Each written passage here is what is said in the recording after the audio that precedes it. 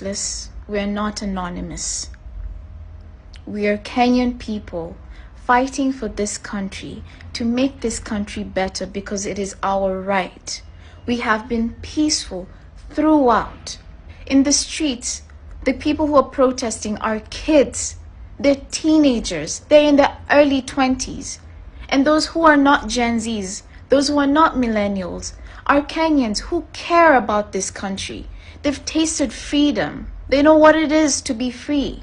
And you want to take it away, and you think we will allow you to take it away? You and your government are single-handedly destroying this country. You just cannot believe that there's such a political consciousness and awareness of Kenyans, because you're used to the corruption that was in the previous regimes. You can't believe how educated and how we keep calling you out. You can't believe that we're not buying into your deception. You're an idiot. No one is paying this movement. No one has paid me. And you do this so that you can maintain your alliances, so that you can keep eating and stealing and killing. Ruto, we want you to resign. We want you out. This is not a game for us. We do not want you as a president. You have failed. We have no confidence in you at all. You are a liar.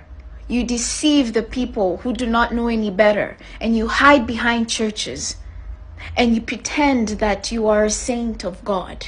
You're a naked wolf. Every step this movement has taken, the Kenyan people have taken, has been through peaceful means, has been through the Constitution, one of the best constitutions in the world.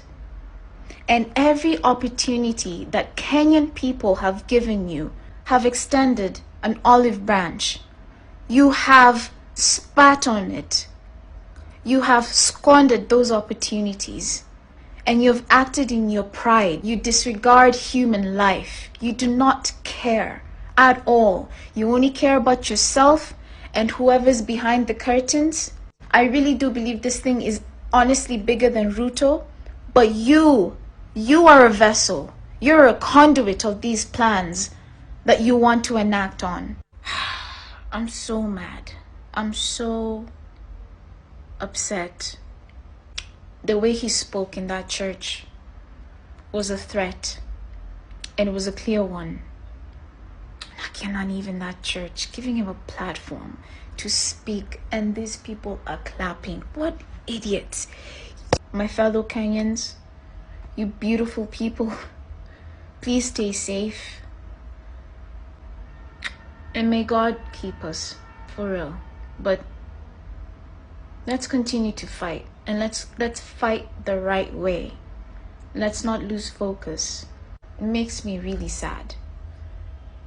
Beyond sad, angry. I'm even teary-eyed.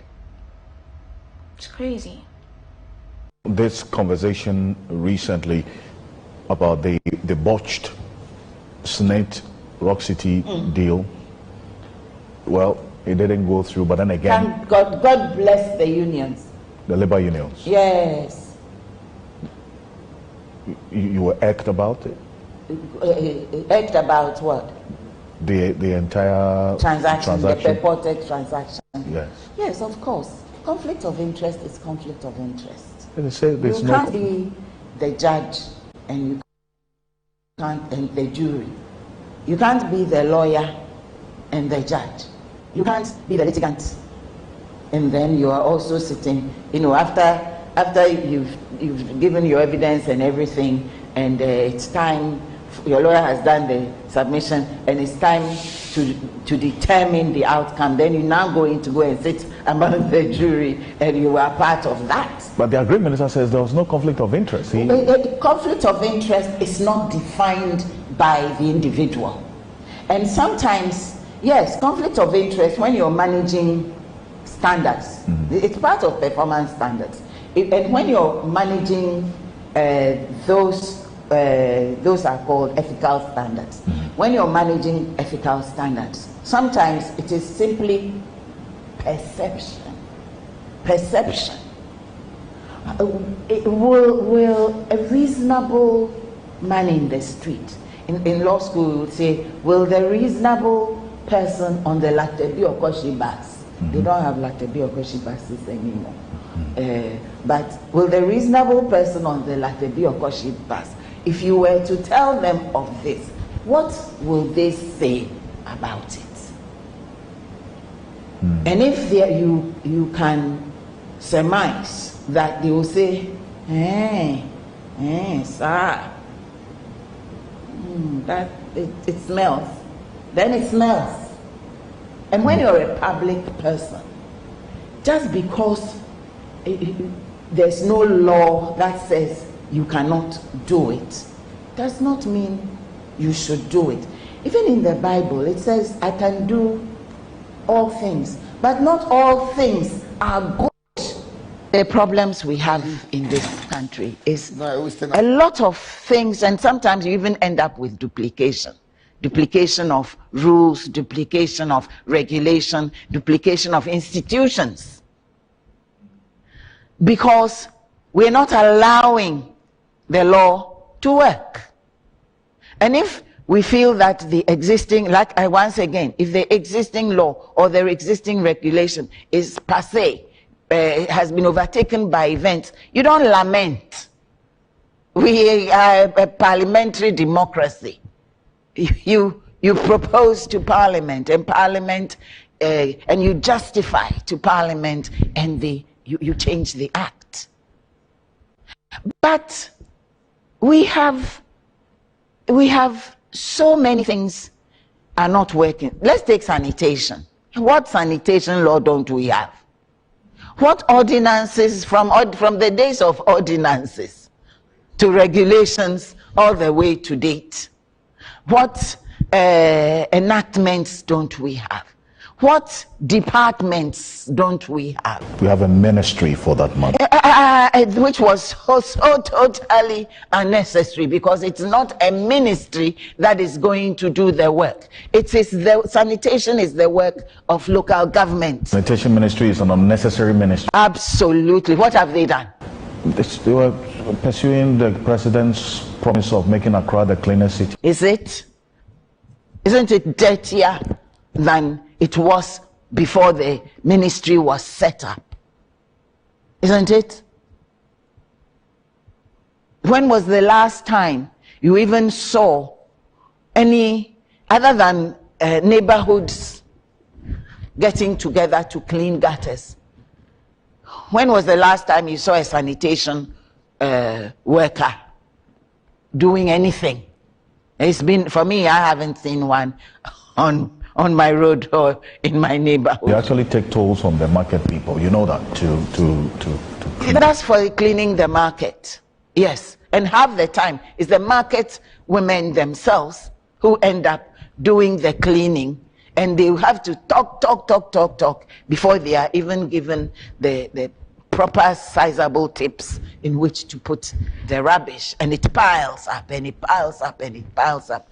One of the dirtiest and the most, for as far as I'm concerned, the biggest public health risk areas is our markets.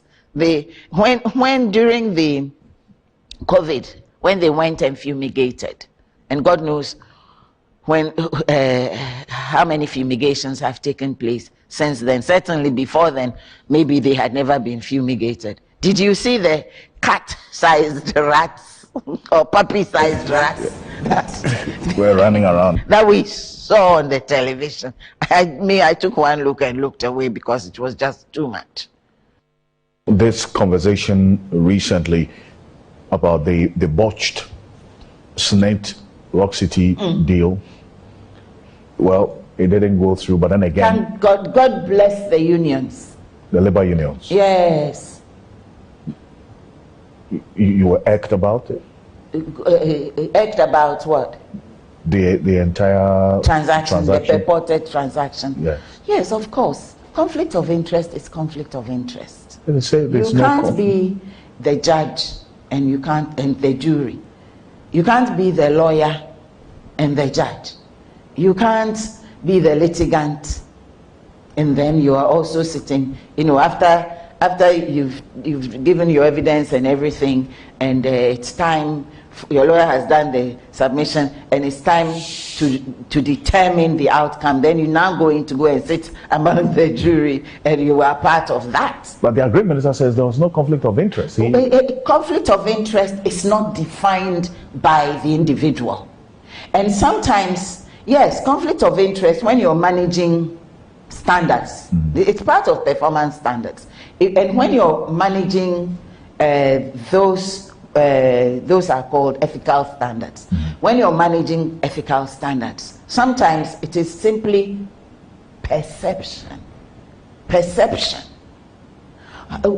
Will a reasonable man in the street, in law school we would say, will the reasonable person on the Latebi Okoshi bus, they don't have Latebi Okoshi buses anymore, but will the reasonable person on the Latebi Okoshi bus, if you were to tell them of this, what will they say about it? And if you can surmise that they will say, sir, that it smells, then it smells. And when you're a public person, just because there's no law that says you cannot do it, does not mean you should do it. Even in the Bible, it says, I can do all things, but not all things are good. Not all things are good. But even Smith justified it. Oh, don't mind them. Of course they will justify it because they have run down the hotels, and just like in the public sector, a lot of public properties have been run down just so that the values will be run down, and always at the end of some cycle or the other, they do sweetheart deals and do distributions among themselves. Smith can say I've defamed them. I don't care. Well, they said they were doing this in the interest of you and I. Oh, definitely not in I didn't think it was in my interest. And if they had come to ask me, I would have said no. Is that the only person who can buy these shares of Smith? Well, they said they went through all the international standards of where was it? Where was it even advertised? In the Daily Graphic and in the newspapers. And for how long? On page what? For a considerable number of months, they say. In fact, as far back as 2018. Have you seen it? Well, they put it in their defense in explaining the circumstances leading to the award of this, in fact, the selection of the strategic investor that's Rock City, owned by Brian Champong. That was their defense, that, you know what, they're doing it in your interest as a pensioner. Well, as usual, they think they can chop into the beards. I don't have one, but into the beards of the pensioners. But pensioners have also now began to set up and began to look askance and more critically at things being done in their name. And the reason I'm saying that I said kudos to the unions was the fact that, and also some of the Kujatua Blackwell as well. Yes, was that they were prepared to stand up and be counted, and instead of being as usual being presented with fait accompli, and then you just say, no, if it's unlawful, it's unlawful. If it's unlawful, it's unlawful. And it's about time that we started taking matters concerning conflict of interest very seriously. You can never define the entire scope of conflict of interest, but you can begin by giving examples, making examples, defining examples. So normally, if you try to whether even in your internal matters in your company or your institution, you try to legislate on conflict of interest. You never say this and this and this and this and this and this list shall constitute conflict of interest. No, it has to be inclusive. Conflict of interest shall acts of conflict of interest or situations of conflict of interest shall include. Then you give certain examples so that a sensible and honest and person of integrity can extrapolate from, because conflict of interest is normally situational. Yes. Yes, sir. It's either real, perceived, or apparent. You know, those are the three instances of conflict of interest. I mean, that is if and the perceived is as important as the real or the immediate. Yes. Perfect. Now, so if this fits into this bigger conversation of state capture. The state capture that's been going on. That worries you, does it not? Doesn't it worry you? Well, sure. You know, because you ask yourself, okay, of practically everything, you see some building going up in some odd site. I don't know who's approving these constructions, but when you're living in an environment where now anything goes, because every building regulation you can think of, we have that too. I was talking about the laws. Sure. We have all kinds of building regulations, and you wonder, this building, was it really approved? You have to ask. There's some huge edifices that are going on up in that area, and not only there, all over the place. And then if you dig, you will find some political finger somewhere. You will find some big name somewhere, directly or indirectly. And Ghanaians will be quiet. Ghanaians will not turn up. Ghanaians will sit idle to be given away for a song in an unconscionable, obnoxious conflict of interest transaction. They have been put to shame. Yes. Look at the numbers today. I want to congratulate all of you. This is just the beginning of the struggle. Yes. And you have encouraged all of us in the leadership, the TUC, the Federation of Labour, the Minority Caucus, the Gadangwe Caucus, the La Youth Association, all the political parties who are coming together to organize this non-partisan national protest. You have made all of us proud. The people of Teshi, the people of Krowo, the people of Ashama.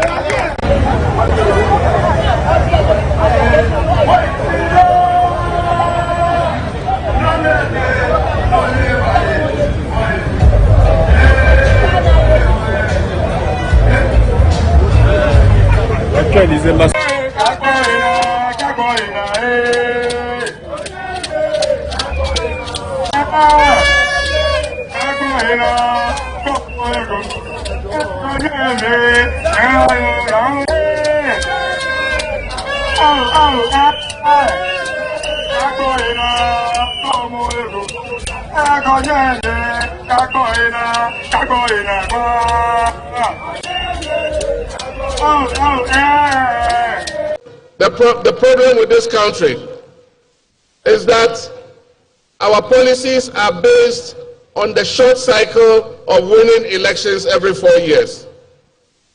And we are not creating the foundation for this economy to take off. And so we're not making you promises. I'm promising you that I'll work hard day and night to make sure that we reset the fortunes of this country. 4 years of a good leader will make more impact than 8 years of a dishonest leader. What is the difference between the ordinary thief and a political thief? Number one, the ordinary thief steals your money, your bag, your watch, and your jewelry, isn't it? But the political thief steals your future, your career, your education, your health, and your business. Number 2, the hilarious part is that the ordinary thief will choose whom to rob, but you are the one who choose the political thief to rob you, because we choose them, we vote them, we blindly say we are not blind. Who is deceiving who?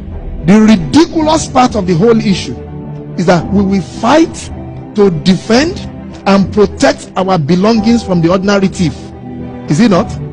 But we fight each other to defend and protect the political thief. Is that not what we do? Thugs will be fighting themselves to protect those that are stealing our career, stealing our joy, stealing our health, stealing our success. What a shame. If you reach a certain stage in life and there is nobody who can look you in the eye and tell you the truth, you are doomed. And that is where our country has gotten to. We need to rescue this country. Wallahi. And I feel very terrible as a Ghanaian at this time. This country is in serious trouble, ladies and gentlemen. We are in serious trouble. We need to rescue this country, ladies and gentlemen.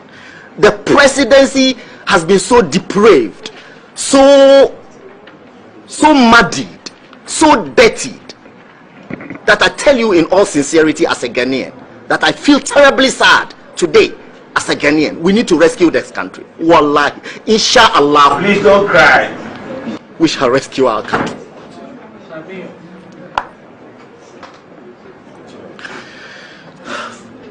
Government is broke, government is broke. The people are spending billions to go inside the government that is broke. Have you ever seen a minister who resigned because government is broke before? Government has no money. Have you ever seen a governor who said, ladies and gentlemen, when I was elected, I thought the government had money. Now I discover government has no money, I resign. Have you ever seen it? Government has no money, but they are bringing money out at election time. Where is that money coming from? So they are lying. What is happening is that there are two types of wicked people in government. Type 1, they eat current money. Any money they find in government, they will eat it. They are wicked about that one. There is type 2.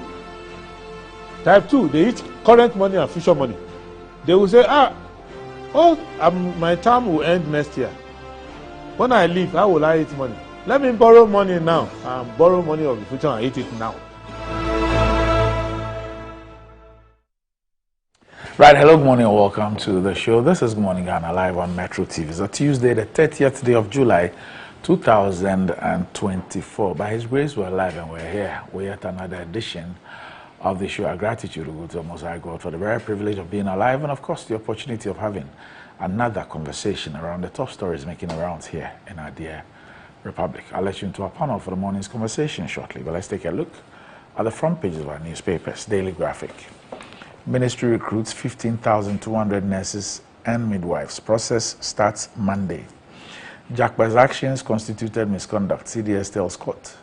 Mid-year budget silent on long-term reforms. PwC. The Ghanaian Times. Second phase UHAS project. Biggest nursing midwifery school opens as president receives honorary doctorate degree.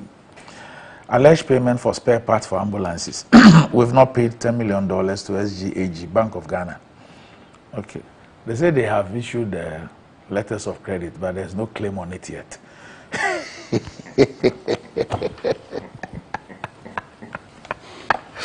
Republic of Ghana.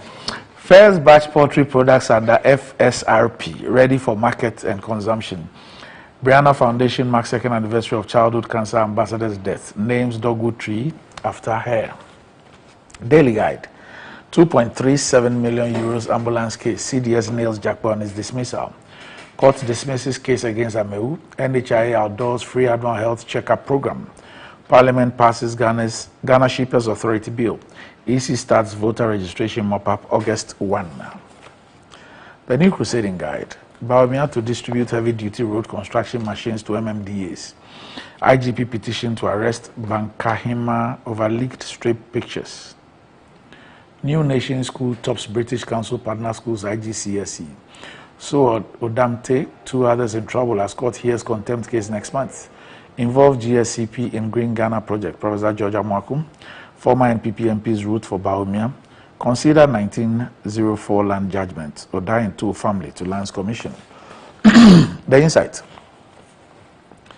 Military police exchange fire of Aboteman land as Akufo-Addo bodyguard, Captain Koda, 2 others dragged to court for contempt charges. Anger in Ghana Police Service over minister's description of personnel as dirty cops. GPH's disrespect to males and Akufo-Addo unfortunate, man of God. Nkrumah's family bears teeth at NPP's NAPO over derogatory comments. The Daily Statesman. We've done a lot in the health sector. Akufo-Addo outlines achievements in infrastructure. Free annual health checkup for all. Educhum to showcase Akufo-Addo's achievements in education today. Importers digitalized with Trade Ministry support. The new finder, lithium fiscal regime advantageous, but potential risks that could impact expected revenue exist, NRGI. Cedi strengthens against pound sterling. BOG warns of elevated credit risk amid banking sector recovery. President Akufo-Addo commissioned $60 million phase 2 expansion project of UHAS. Boosting agriculture, insights from Ghana's media budget review for farmers, agripreneurs, and agricultural associations. Daily Post. A Japadia document, a strategy for the plunder of Ghana, KKD insists. Alhaji Sinari forges strategic NDC alliance with Northern Chiefs. Minority petitions charged to investigate ongoing security recruitment. Minority demands answers over 95 million cedis judgment debt to be paid to West Blue. Anger as Ocheni elevates settler chief to the same status as Asimankesi chief. Economy Times. Trade surplus improves slightly for first half 2024.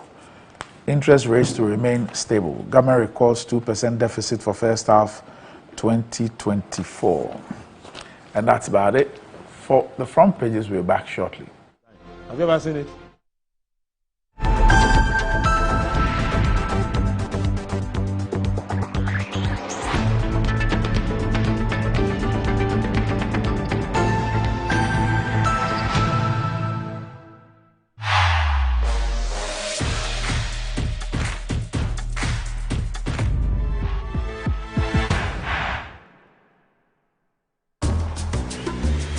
Pascal's showing his boss the efficient new technology they've installed. She is pleased, but now she's asking, why is that still there? Pascal explains that the wells can store many, many messages. The boss is not so pleased anymore.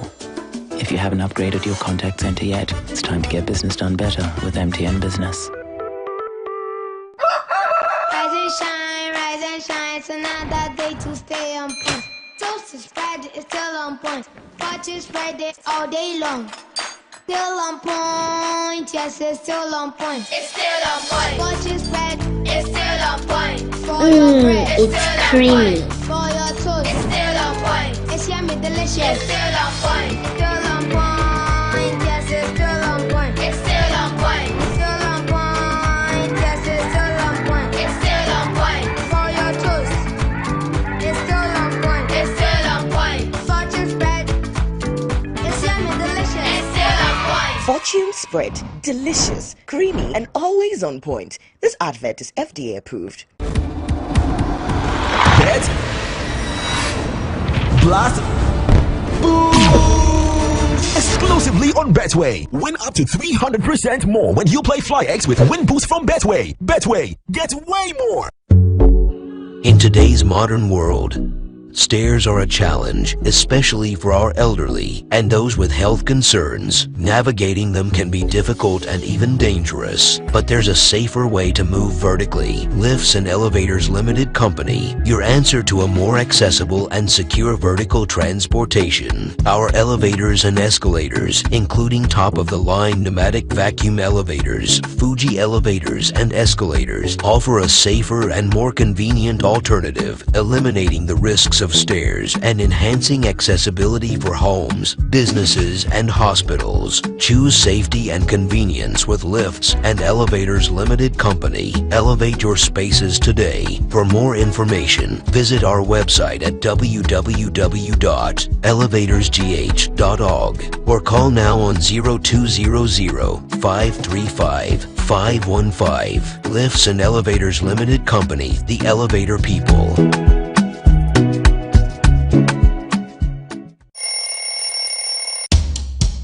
anti-cavity, gum protection, brighter teeth, and fresh breath. I'm a fat missy way. The patch of bantama. Machasi.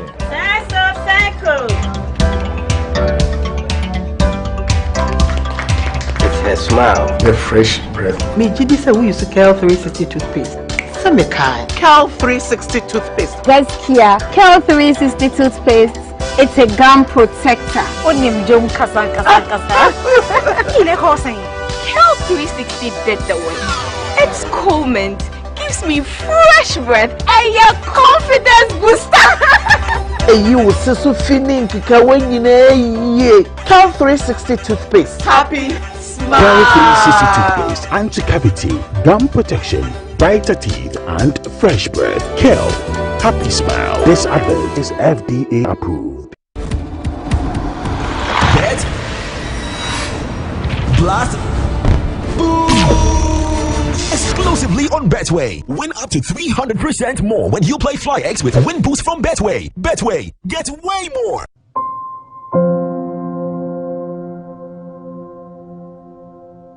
Ama, nansi mi cheno wo bin enkoye kwao. Ama ma ye bohu se kontomra akija. Nansi me hu se me nyo basima kura.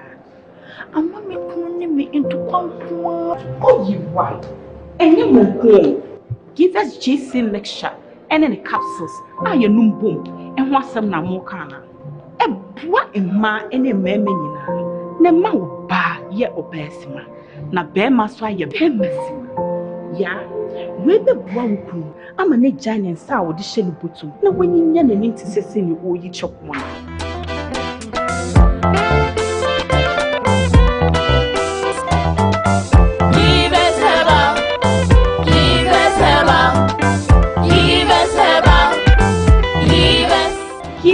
GC mixers and capsule. A pin for a batter, one more menu for an inquiry when you feel to me. Here is to the friends who took the chance with no regrets. Investors no more hitting fortune.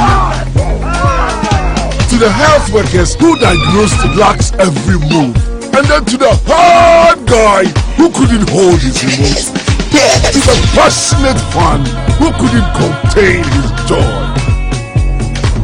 To the seamstress who turned her hand-earned stitches into a bundle of joy. And now, here is to you. Your next big win is right here. From 1st July 2024, dial *712# and Passwater tickets as a group individual to win in the community draw or the grand draw on the 30th of November 2024. Unlock your luck with *712#. Created by the NLA on the Caritas platform, not for persons below 18 years. TNCs apply.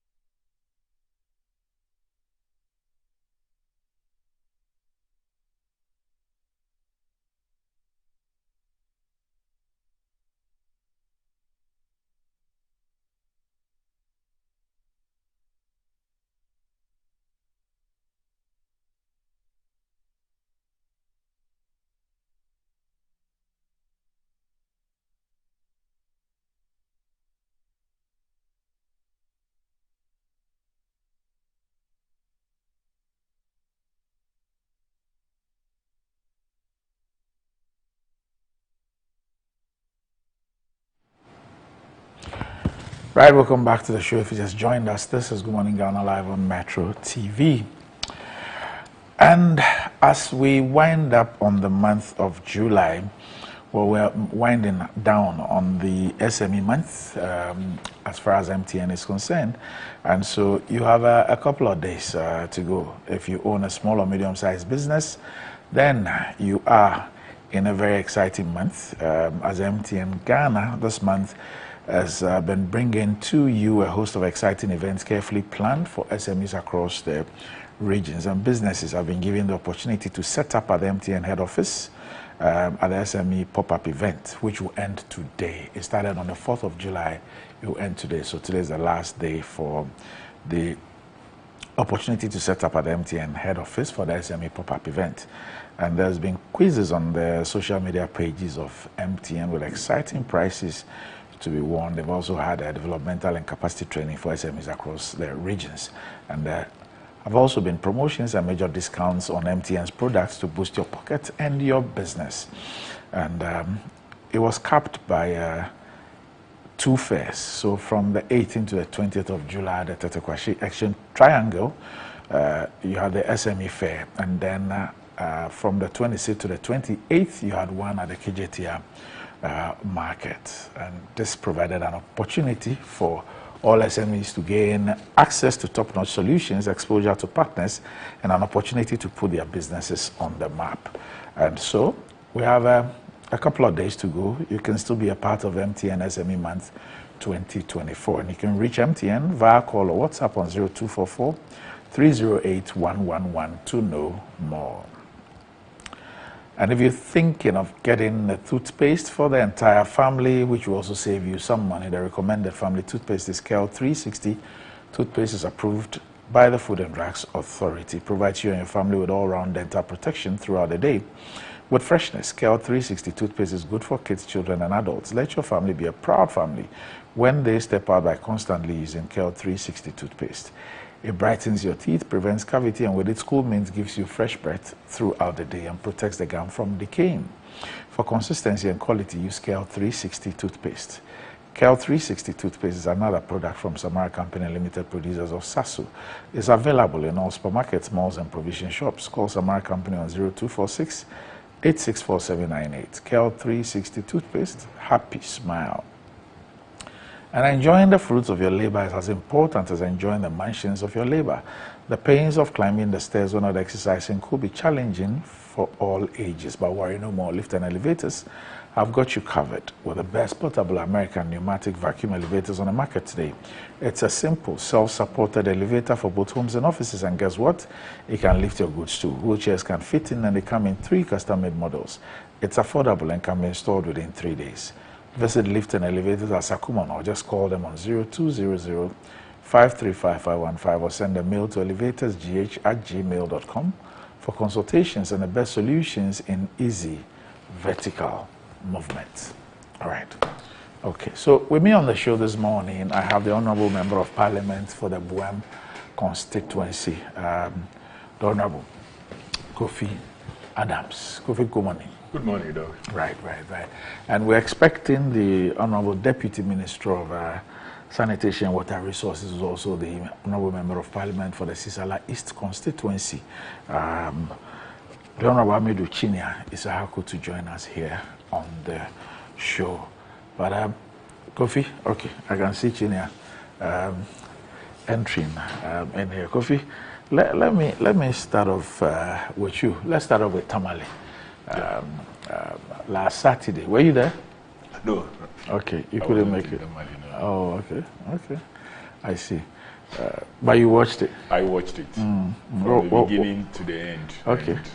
I took part in some commentary on another station on that day, so that was my duty. Duty assigned me. Okay. And it was good. The energy level was great. The execution of the program, right from Thursday, the activities on Thursday, the activities on Friday, and the D-Day itself, and even the day after. And since then, what has happened, really kudos to the organizers, the planners, and those who spoke on the platform. One thing for me, anytime you organize a program of that nature, is what follows after. And what follows after is linked directly to what happens in terms of planning and execution of the program.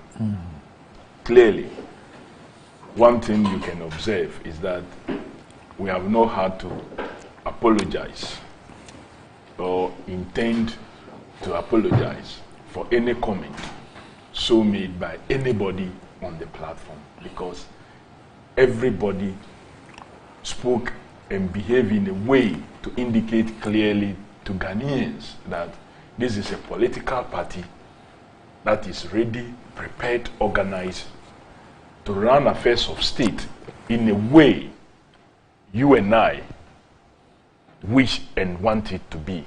And it falls in line and in sync with our candidates' call on all of us that to join together to build the Ghana we all want, not what we have happening now, because this is not the Ghana our forefathers, Dr. Kwame Nkrumah and his colleagues dreamt of. And this is not the Ghana that we want. We surely want a Ghana that is better, a Ghana that is doing well. And the speeches,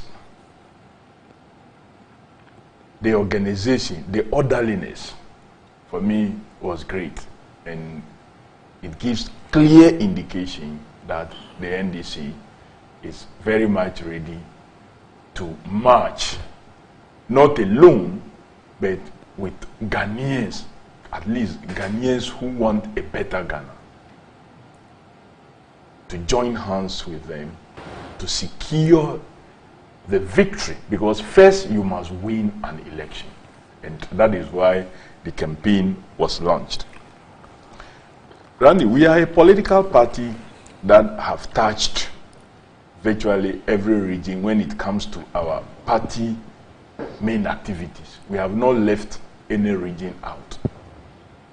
Indeed, if you want to look at the original 10 regions as existed, the NDC have had a program in each of these 10 regions as they existed prior to the 2018 reorganization that we have. Every region have had a taste of an NDC national event, including Upper West and Upper East.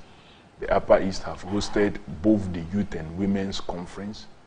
The Upper West have hosted the Women's Conference. Northern Region have hosted the NDC national activities twice, the campaign launch and 2010 National Congress. The Brong-Ahafo region, as it was then, have hosted NDC about 3 times. The Eastern region have hosted NDC about 2 times.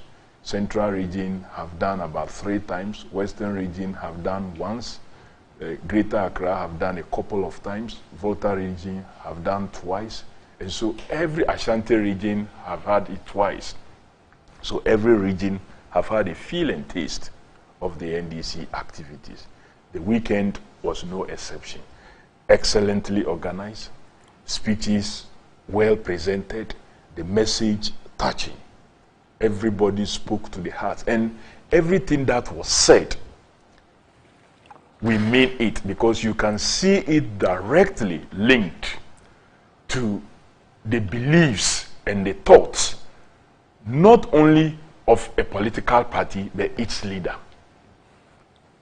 The women, for example, today, we all know, as we sit here, very few persons will point to the fact that their mother or a mother in their life was the reason their situation is bad today. Most times, over 80 to 90% will tell you they've reached where they've reached because of a huge contribution that a mother made in their life. And sometimes, Randy, when you get back to check how that mother made it from a very little resource available to her, she is able to manage to put families together, give them a meal, and sometimes even help them further their course. This is where the John Dramani Mahama administration says women are not going to be left out. All previous programs have been looked into, from the poverty alleviations to the maslocks that have been developed in the past and are still there. They have not served the direct needs of the women. So what am I going to do? We're going to make sure that a women's development bank is established.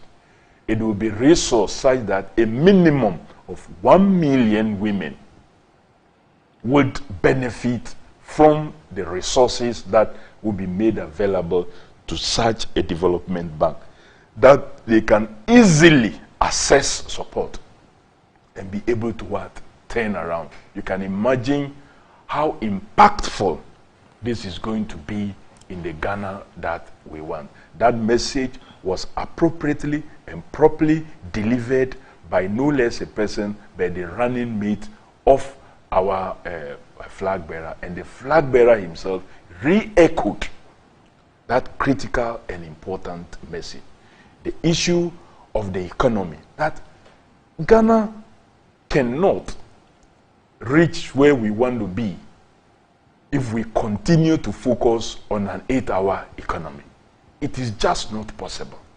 And there are areas that have been identified that through a genuine policy, deliberate government policy, not where you leave it to individuals, they say, oh, this one is doing it. No. Deliberate government policy as captured clearly, well articulated and explained when even our flag bearer had engagement with the media at the Movenpick Hotel some weeks ago. And everybody left there very well satisfied, except for the politically myopic opponents who say they have not heard the explanation and continue to cite other things. He says Ghana needs to shift from relying on an 8-hour economy to an economy that runs 24/7 in sectors that deliberately will bring productivity that will lift this country up. What it means is that security will heavily be looked at, and areas where all manner of things have been happening, people are being killed left, right, center, and being attacked, would all reduce drastically, because this is going to happen. Randy, those times we were in school, during long vacation, you sometimes will hear us push to try and get visas to travel abroad, to go and work and make something to return, because the countries we struggle to go to are not sleeping. They are running all through. So you have all manner of jobs, short-time jobs that are available for students to sometimes work, make something, return by the next semester to come and help themselves through. The desire of John Dramani Mahama is that majority of young Ghanaians do not have to leave the shores of this country to engage in side jobs, because we can do it here. When we introduce this multi-shift system, otherwise described as the 24-hour economy, a lot more opportunities will exist right here. So even before you complete school, as a student from University of Ghana, during the long break period in between academic years, you would have opportunity to work, get something even before school resumes again. We want to see a nation that is healthy, a nation that is growing, that the young people will not want to jump into the next onion track that is going to Niger, or tomato track that is going to Burkina, and continue through all kinds of bad routes to get to Libya and be able to cross the sea to Europe just to make a living. It is possible to do it here. He has a program in place. He has worked out policies that will deal with that. Of course, the big push that will continue to help many sectors in the industry, in construction, in what have you, the coding program, and so on and so forth. And this is someone, when he says, you see clearly that he has done it before. You can directly link everything he says to what it is that he's done before. So he's not just talking out of nothing, he's talking out of experience, look, before the NDC came to power, and Randy, I'm sure you will know this very well, we didn't have a local contractor that has capacity, Randy, to do asphalt roads in this country. By the time the John Dramani Mahama administration was leaving, government intentional program has built capacity of local contractors, some even far beyond the international contractors in terms of road construction, that they can equal them. John Dramani Mahama invested heavily in the pharmaceutical industry. So when COVID struck and every country was relying on its industry to produce medication, those companies in which he invested rose to the occasion. In the same vein, his investment in other health facilities was what saved the situation. And so this is someone, when he talks about anything, you have examples to show that he's done it before. If he's talking about reduction in size of government, he's done it before. He's been able to merge ministries and run ministries that today have been splitted. John Dramani Mahama ran transport ministry as one, that supervised aviation, that supervised rail development, that brought significant change in all these sectors of transport without having to split them. Look, the Kotoka International Airport, the Kumasi, the international airport, now Prem Prayajima International Airport, the Tamale International Airport, other regional airports, saw its development under the John Dramani Mahama administration. Today, when we talk about rail development, one infrastructure that comes to mind that is celebrated and talked about by Ghanaians, whether pictorially or those who have seen it, is the Tema Akosombo or Mpakadan rail line. This was an initiative with funding and everything, designs, everything secured by John Dramani Mahama before he left office, with just a minister and a deputy, transport ministry. Same applied to the expansion of our ports, whether it was Tema Port or whether it was Takoradi Port, whether it was the rail projects in the Western Corridor. All these things happened. One minister, one deputy, Ministry of Transport. You now had a government which said it was in a hurry, splitting this ministry into pieces. Aviation, where Cecilia Dapa was made the minister. Then later also, late Kofi Ada also ran that ministry with their associated deputies. Then you have railway development, started by very good friend Honorable Joe Gate, with their deputies, now Amewu running it. Then you have the transport ministry itself also still existing with its deputies. Randy, there is not much to show for this split beyond a huge cost on the state in terms of maintaining these officers and that have been put in place. His Excellency the President saw the merging of ministries. The Ministry of Information and Ministry of Communication came together, and we saw huge infrastructural development in the area of communication. We saw huge management of government information. Today, what do we have? We still have Ministry of Information with numerous deputies and aides. We have Ministry of Communication with many deputies, and we can't find our way clear. So when he says, I will run a lean government, a government that is commensurate with what should happen in a country, he has done it before. So he is not just saying it because he is running a campaign. It is something you can link to his behavior in the past. When he says, I will fight corruption, he's not just talking about it, he means it. And when he says that, I am not only going to take those who have done something wrong in the past, i.e., the situations happening today, will be appropriately dealt with. He has proven that he is one person who has the capacity and the will and the I don't know the word to even use here, to deal with wrongs that may happen in his own government if they so happen, because we are dealing with human beings.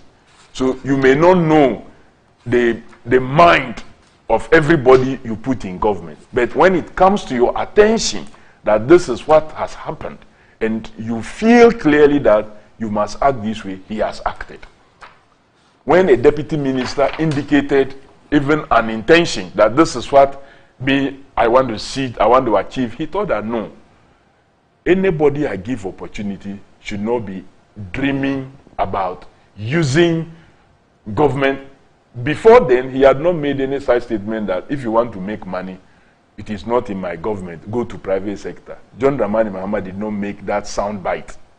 But when it came to his attention that an appointee had that intention, what did he do? He acted appropriately. Today, you don't see that. What we see is official defense of persons who behave in a way that have no reason to still be in office. So when he says I'm fighting corruption, he means it. They didn't promise out there that they will use ANAS principle, but they made ANAS function and function effectively, such that even his report was applied. He directed the National Security and IOCO and the rest to do further investigations in YEA and National Service, resulting in retrieval of monies and some prosecutions of others, including and not limited to even the jailing of a colleague. That's one of the most painful things. A colleague went in. It was until recently before he was pardoned by the state. So, Randy, we have a leader in whom we must all trust, we must all have confidence in, to be able to build together a Ghana that we want. That was showcased clearly in Tamale. And that is why we have not had to be explaining what anyone said. We have not had to be apologizing. We have not had to be doing anything. Clearly, we are marching forward to make sure that we rally the country to position it back where it must be for appropriate development. Today, they are going to continue. He, together with the running mate, will be in Central Region to meet the House of Chiefs to introduce the running mate to the House of Chiefs, and she will continue to carry on with some campaign activities, all geared towards preparing the launch of that Ghana We Want manifesto, the manifesto that will bring about every Ghanaian on board and build all of us together, not to undermine local interests. Yesterday, we dealt with an issue in relation to GRA and some of its contract. And Randy, it will shock you that the GRA have decided that a local company that has worked with them developed systems that led to them even reporting that they have increased their revenue beyond the target for the first half of 2024. This same GRA all of a sudden decided to terminate an arrangement that they have with this company. And when asked whether it wasn't the same GRA that reported these increases in revenue, the commissioner said the revenue increases cannot be associated to the performance of the company they had an arrangement with. But meanwhile, the same GRA argued that SML, which was doing the downstream, was the reason for a revenue stream increase. When MPA, the boss of MPA, had indicated clearly, the one in charge of the downstream petroleum sector, has indicated clearly that the system that so company was bringing was already being done, and GRA was not relying on the data of that company to charge its taxes and revenue due the state. They have renewed that contract, but they have cancelled this or that one. It should tell you what is happening. And given our domestic tax revenue mobilization to a foreign interest. Can you imagine? And this is what we still want? We still want this to continue in this country of ours? No. All right. Yes. Let me bring you. I didn't know if you watched or you read or you've seen some footages. Well, good morning, Randy, and good morning to my friend, Honorable Kofi Adams. First of all, let me say a big good morning to the people of Sisala East, my constituency, and all those listening to us this morning. Let me also say a big good morning to my constituency women's organizer. She organized a very successful women's conference in the constituency a week ago on Sunday, and it was well attended, and I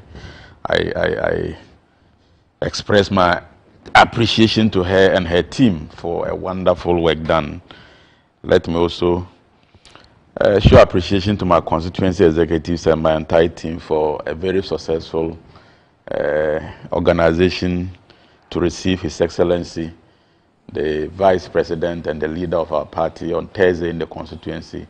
A program that was well attended, and the constituency received the flag bearer and the next president, God willing, in the Sisala East. So my appreciation to the entire party, the entire constituency, our chiefs and opinion leaders for the big reception for His Excellency, the Vice President and leader of our party.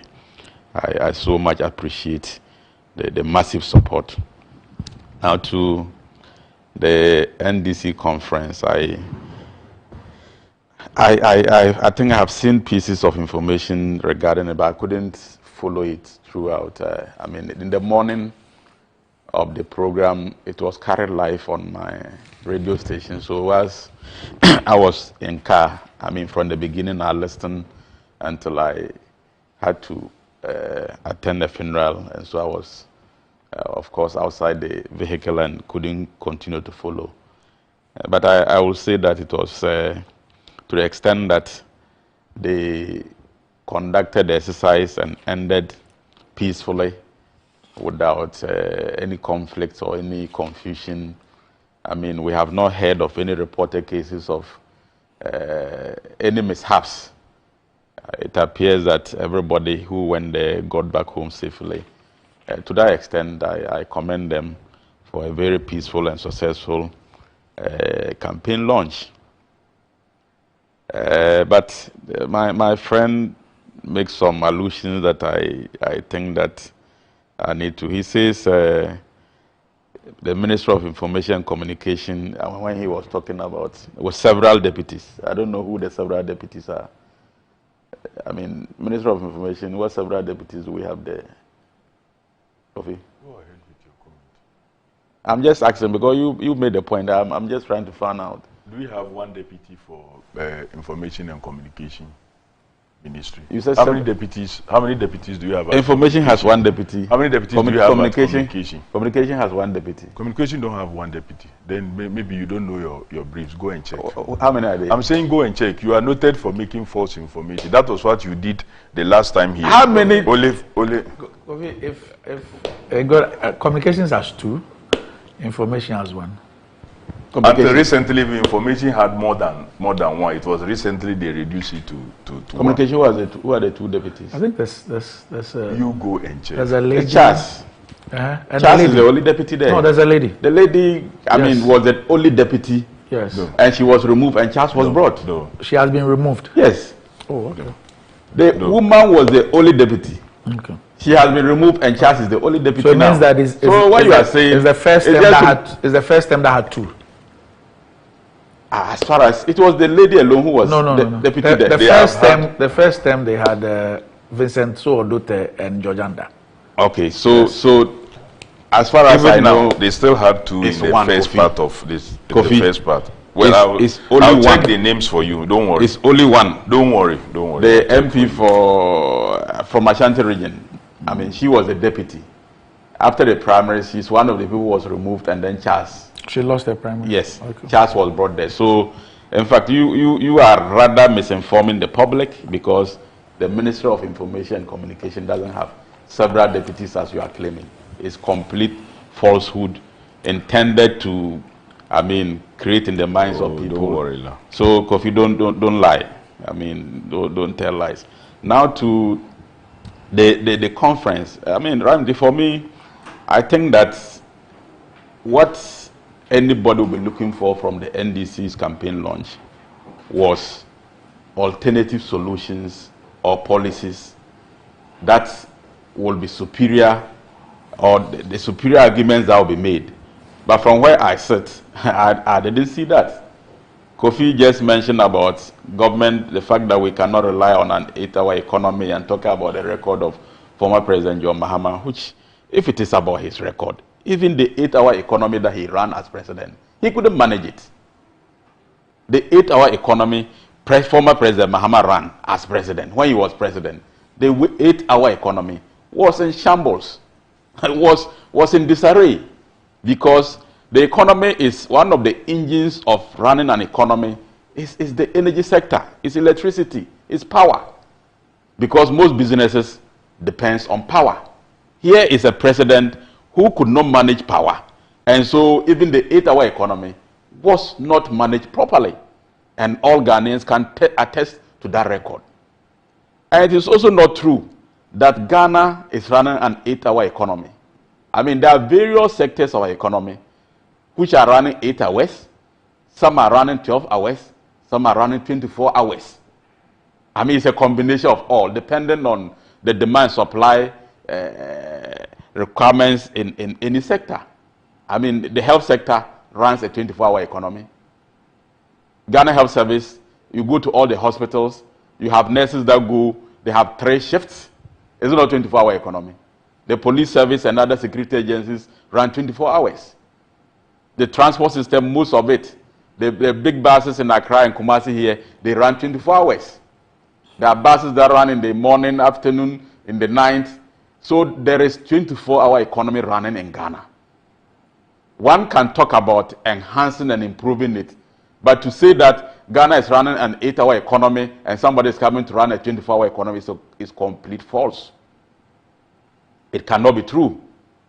If you talk about enhancement, I will agree, and every political leader must work towards enhancing our economy, including creating more job opportunities through 24-hour economy. But to make the case and try to portray as if Ghana is running an 8-hour economy, and so everybody works within 8 hours, and after that, nothing happens, and that becomes the flagship policy of an opposition party, I mean, it is just a deception. Because for me, we already run a 24-hour economy in certain sectors. I also agree that whether it is MPP or NDC, we must continue to work harder to expand the 24 hours to other areas. But that expansion is dependent on demand and supply. It is not everything that you can actually, every sector of the economy that you can run a 24-hour economy, depending on demand and supply.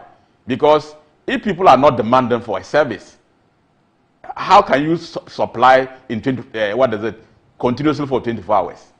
So the demand for a particular product or service will determine whether you run a 24-hour economy or not. If the demand is not there, for instance, I'm holding Baltic water here. Say if the demand is not continuous and then you produce volumes that people will not buy, why will you have 3 shifts to produce something that people will not patronize? I mean, so clearly there are fundamental elements that will determine which areas you can run 24-hour economy and which areas you cannot run a 24-hour economy.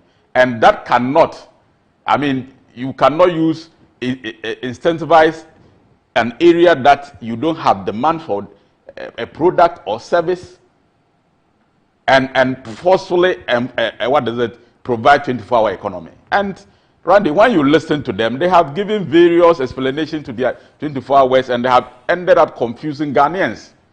I mean, you are talking about 24 hours and somebody is explaining that we have to build interchanges. What has interchanges got to do with 24-hour economy? I mean, there are various explanations. Somebody is talking about welding in the night and reducing the cost of electricity in the night. If people are sleeping and people are not welding, don't have things to weld in the night, I mean, if the demand is not there, how are you going to make sure that people are welding in the night? It is a demand-driven activity. So once that demand is not there, you can't supply anything. So for me, that concept by itself is the way to go. And there is no politician who will say that 24-hour economy is bad, but it is also, we must also agree that it is demand, supply driven, and so depending on how we are able to stimulate demand and we can enhance various sectors. But it is not true that at the moment we do not have a 24-hour economy. We have it running in certain sectors. I mean, we can continue to improve it from time to time, depending on demand and supply. Now, Kofi talks about the record of former President Mahama. I mean, you remember that when he did his first 4 years, and there were questions about the 4 years that he has done and the fact that, I mean, he didn't do enough. He himself said that 4 years was not enough for a government to deliver the way it should deliver. That was then. Today, his message is different. When we put to him, or people question, now you are coming for just 4 years, and that 4 years, you cannot do much. He says that 4 years is enough. So the same person in the past, when he was president, said 4 years was not enough. Today, he says 4 years is enough. I mean, which is which? Is that the record that Kofi is referring to? Now, he has also been asked about jobs in the past. And former President Mahama told us that he is not a magician to create jobs for the youth of Ghana. Are you quoting him? I mean, those may not be the exact words, but he says he's not a magician. No, if you say he said he is not, it means that you're quoting him. Well, it's not verbatim. I'm not quoting him. So what did he say? I mean, that was the context. He's not a magician to create jobs for the youth of Ghana. Today, he's talking about jobs. I mean, so what happened under him as president that he wasn't a magician to create those jobs? Is he today a magician to become president and create the jobs? I mean, that is double standards. Is that the record Kofi is referring to? So for me, the fact that they had a successful conference, we must all thank God for it, because in our democratic process, all what we must work towards is making sure that whatever activity a political party undertakes ends up peacefully. But in terms of the messaging, I mean, I don't think that the NDC convinced Ghanaians with a message, because that was their campaign launch. And I mean, they should have had a compelling message that will carry Ghanaians along.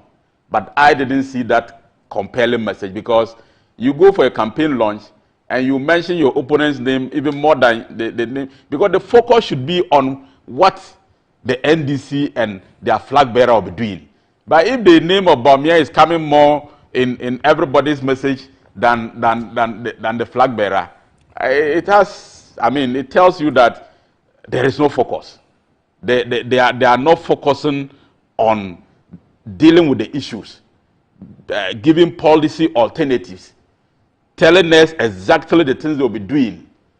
But they are in the days of condemnation of the opponent. Otherwise, you should not have the name of the opponent coming or being mentioned more than the flag bearer of the party that you are launching the campaign, who should be the focus. If MPP goes for a conference today to launch our manifesto or our campaign, what I expect is that we should mention more about our flag bearer and the things he intends to do. I mean, occasionally you will talk about the opposition and what they stand for and the fact that they don't bring any better option. But to the extent that your party begins to talk about your opponent more than even the person that you are supposed to be marketing, for me tells me that the alternative is indeed scary. And there is nothing actually that put on the table on which basis Ghanaians should be voting for the NDC. Now, Kofi talks about airports and railways being done by the NDC, the former President Mahama.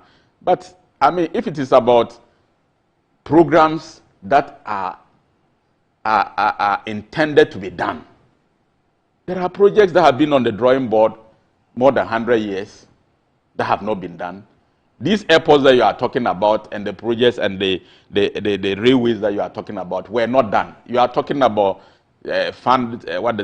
getting funding and all those things. There are projects that governments, the previous government have gotten funding, but I mean, afterwards they never happen. So if the credit is being taken because you started a process which you didn't implement, of course, and the current government had to come and do all these airport and railway lines, and it is you, the former government, which didn't do the execution, that takes the credit. If that is what you mean by performance, I am sorry. I mean, these are projects that Ghanaians have seen happen under His Excellency Nana Addo Dankwa Akufo-Addo and His Excellent Vice President Dr. Mahmoud Bawumia. So I don't know how come you are taking credit for it. I mean, there were projects Kufuor initiated, the China Rural Electrification Project that happened under the NDC. Up to today, the NDC takes credit for it. But the loan was secured by former President Kufuor.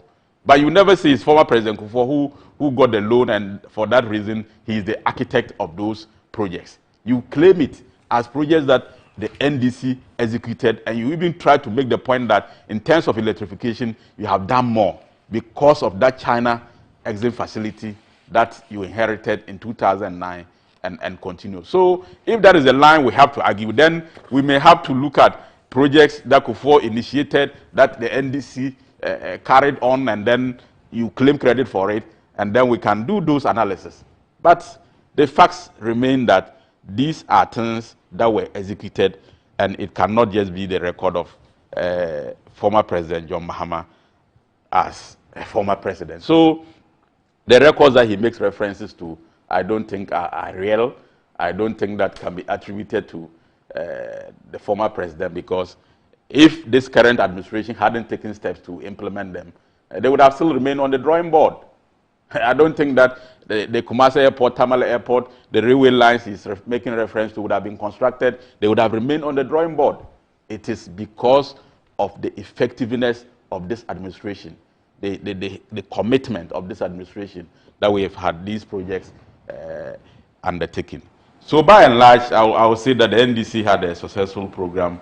I mean, but I also believe that it's a knee-jerk reaction to the activities of our flag bearer, Dr. Mahmoud Bawumia. I mean, the way he's shaking the north and the dynamics are changing. I'm sure that the NDC had to strategically plan this, because from the look of things, you can clearly see that, I mean, it is not something that was planned effectively and executed. It's just a knee-jerk reaction to the flag bearer of the NPP's tour in the north. They just wanted to find a way of responding to it, but I don't think it will have any effect. At the end of the day, on the 7th of December, the north is going to fall for the NPP. Well, yes, let's wrap up on this one. Yeah. Randy, clearly, you have someone who says he did not watch. Oh, I didn't say that, Kofi. Well, I said I started listening to it. It was carried live on radio, so I was in the car. I was going for FINRA. So you were watching on radio? No, I was listening. So is listening the same as watching? But it's the same results you get. How do you get the same results? How do you get the message? Is it not the message? Okay, let's make progress. Kofi, is it not the message? Randy, someone who says he didn't watch, and that at the beginning he started listening, but he went off to go and do something else. First and foremost, at the beginning was not main speeches. It was introduction of a few of the parliamentary candidates from the northern sector who made one comment or the other before the official commencement of the program far later, where the line-up speakers came around and presented themselves. If you did not watch, how can you be talking about organization?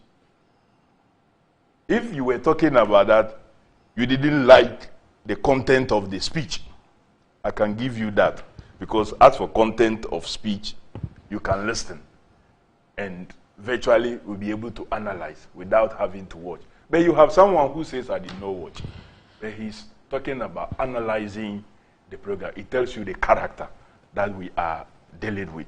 Because I don't want to remind viewers and himself.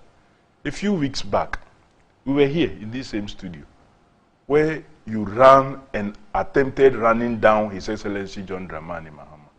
Little did you know that you were making your constituents angry. When we left this program, you saw the evidence of the very same thing you were accusing John Dramani Mahama falsely of. That was saying that you are the one who is rather engaged in capture of such state facilities, even in your constituency, in Wa and other places. Stop doing that. That is the one thing that I was saying to you. Randy, on the issue of 24-hour economy, when you ask them, they will say, oh, it's happening somewhere. Oh, some transport services are doing it. What has been the concern of transport services who attempt to run 24 hours? They complain about security, they complain about many other things. The John Dramani Mahama administration is saying that we will deliberately develop a policy. But sometimes I don't even know why we go through this pain. Because for the elephants who have agreed that a 1 Ghana card is better than 1,000 interchanges, and they continue to sell this message, how can you explain 24-hour economy to them? It will be difficult for them to understand. An elephant who understands and accepts that 1 Ghana card is better than 1,000 interchanges cannot understand a 24-hour economy. But for the sake of those who are listening and may want to still pick the message, I will tell him that if you say some health facilities are running 24-hour services, we are saying we're going to make it what? Better. The OPDs will run 24 hours. That is different from what is happening in the health sector. When you talk about, oh, it's going to say, oh, Baumia says you can buy medication online. Randy, if you don't get attention, can you buy medication for it to be delivered to you? That can't happen. When we talk about 24-hour economy, we are also talking about stimulating the demand. Tell me, and I thought that you are a deputy minister, what we don't import into this country. Virtually everything we consume, if not all in some sectors, about 80% gets imported.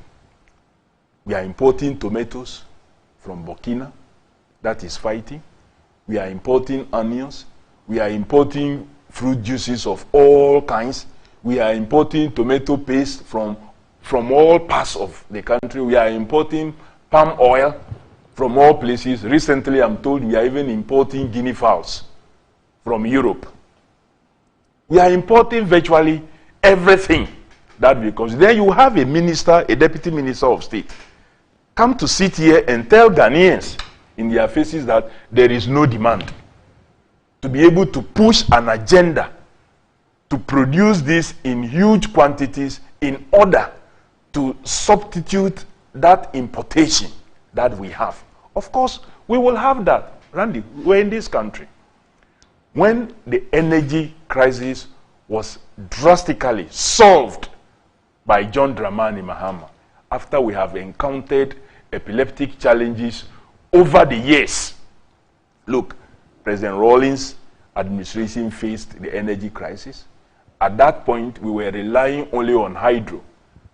That was where the idea to bring in thermal generation came in, that you cannot rely only on hydro, because that situation which occurred in the 80s, that resulted in the crisis because of the drying up could happen. So let's have an energy mix. So some thermal began.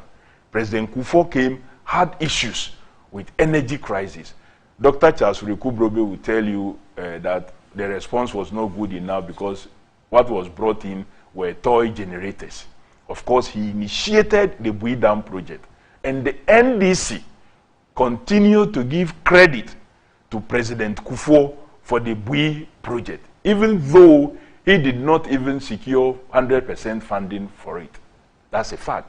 Professor Mills' administration sought the final funding for that project, but they continued to give him credit. The NDC administration gave credit to President Kufuor for the N1 project, and that was why in his commissioning, President Mills invited him and gave credit. The NDC is not that party that takes projects that were initiated by its opponent and claim credit for, as is happening in the case of the MPP now. We will not do that. When John Dramani Mahama solved the energy crisis and had in mind the agenda of industrialization, but we lost the power. That agenda of industrialization completion was what John Dramani Mahama was referencing to, that the agenda has not been completed. What was the response from these guys who didn't understand the agenda? Because in any case, they came and abandoned the 40-year development agenda of the country and said they were even in a hurry. They reported to Ghanaians that we gave them excess power. Randy, every industrialization agenda is hinged on availability of energy. And so the John Dramani Mahama administration took up that responsibility to make sure it dealt with the energy deficit and took into cognizance the Energy Commission's requisition that you must have at least 10% above the capacity that you need. John Dramani Mahama dealt with that. Unfortunately, we handed over the country to a government that had 126 ministers and deputies, aside 8.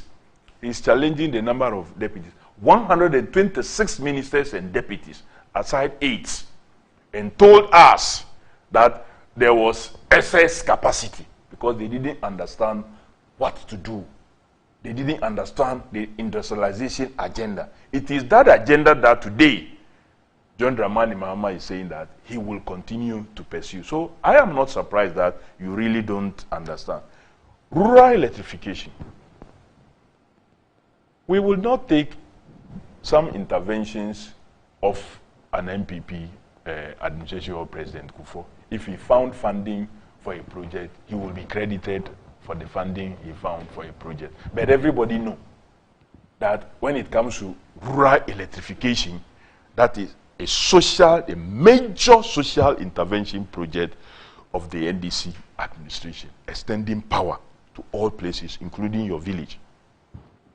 Extending power to all places. That has enabled small businesses also to function and function effectively. That has enabled education to go to even the very rural areas that otherwise were challenged because of lack of electricity and others for studies. He said, John Dramani Mahama said he's not a magician. I thought he would have attended yesterday's Public Accounts Committee sitting and would have heard what the statistical service. You didn't see me. That what the statistical service, but no, you didn't sit through. So when the Ghana Statistical Service boss I was there when he was there. You would have heard him. I heard him. That I was there. Unemployment. Don't be mysterious. 1.8, 1.9 million Ghanaians, young persons who are looking for a job cannot find job to do. These numbers were far less under John Dramani. Indeed, the percentage was 8.4. Today, we are talking about a 14.7% of unemployment rate. And you say a president who supervised the country that has such a low level of unemployment that even he was not satisfied with, was working more to solve it, is not a great person. But you, who have jumped it to 14.7%, you are doing better. In any case, for the rail project, let me tell you that the contractor on the road, the full funding for the Tema Akosombo rail project, the contractor, the contractor that has done that rail project was the same contractor, was the contractor the NDC awarded the contract to. So when we say that project is our project, it is because from beginning, all you needed to do is to have a minister who will be supervising and finance minister be ordering for payment as and when it is due. Rather, it is your government that have decided to plan a project. Of course, feasibility studies have been done, and we are not claiming for that. The Pualugu multipurpose project, which you have paid $11.9 million to a ghost contractor when nothing has happened on the ground. That is your track record. It is your government that have decided to invest huge monies in the Pullman hotels that has remained on the ground. That even the money alone government of Ghana invested for its so-called 25% shares could have done something better than what we have sitting there. It is your government that have put $2 million of our money into a SkyTrain project in a company that does not exist, that has no license whatsoever to engage in aeromoval facility. It is your government that have decided to put $58 million of our money in digging a hole in the name of a cathedral, when a serious government was building hospitals, was building airports, was building schools, and what have you.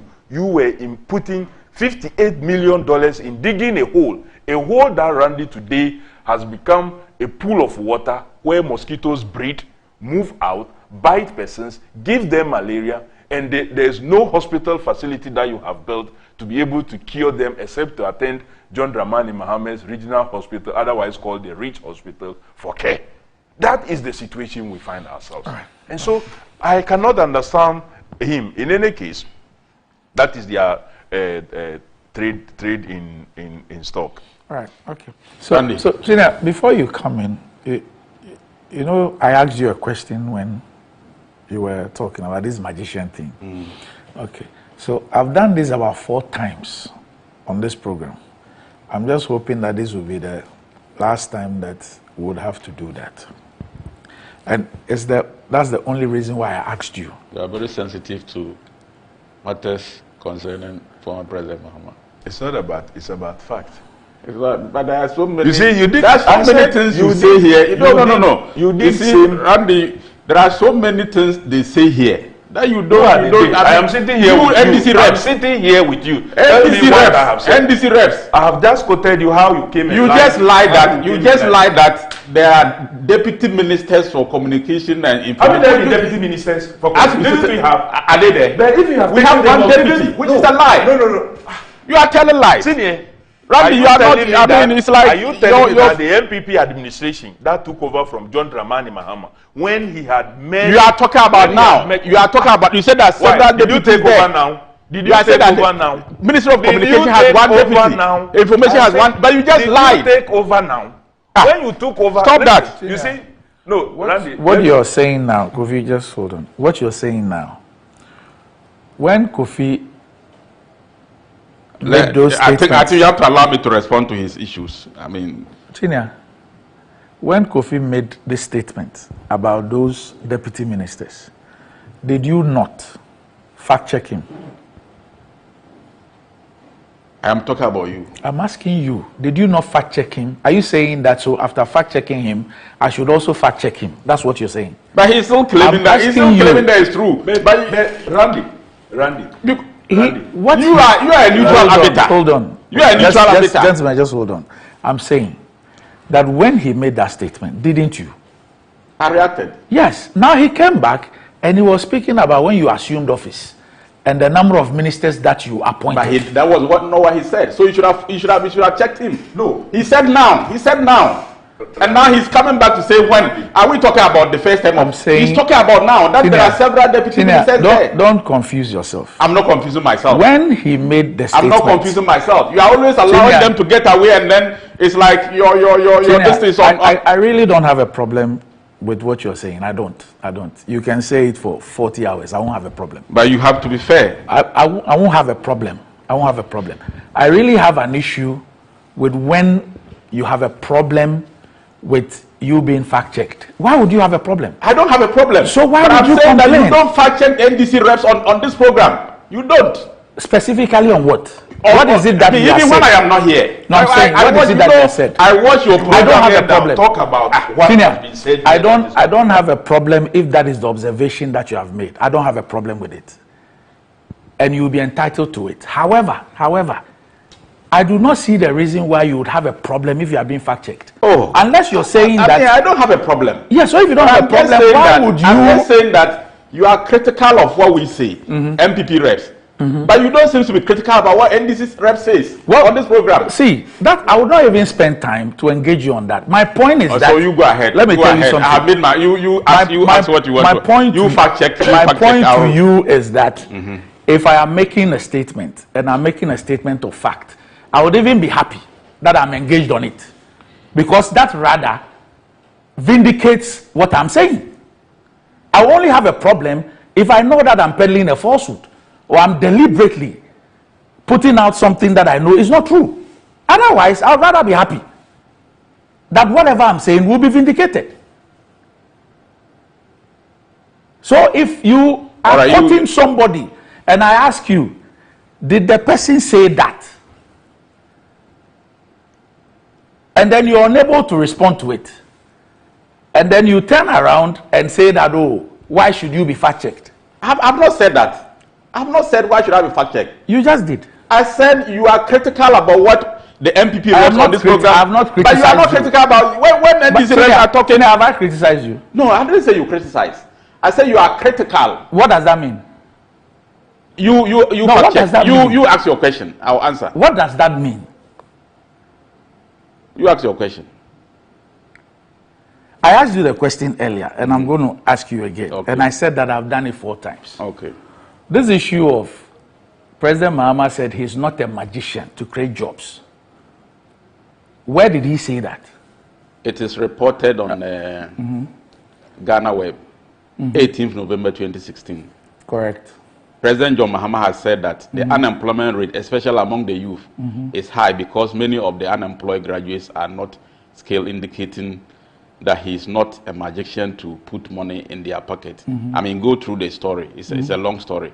So it is reported there. You can... hold on. Gina, hold on. Gina, hold on.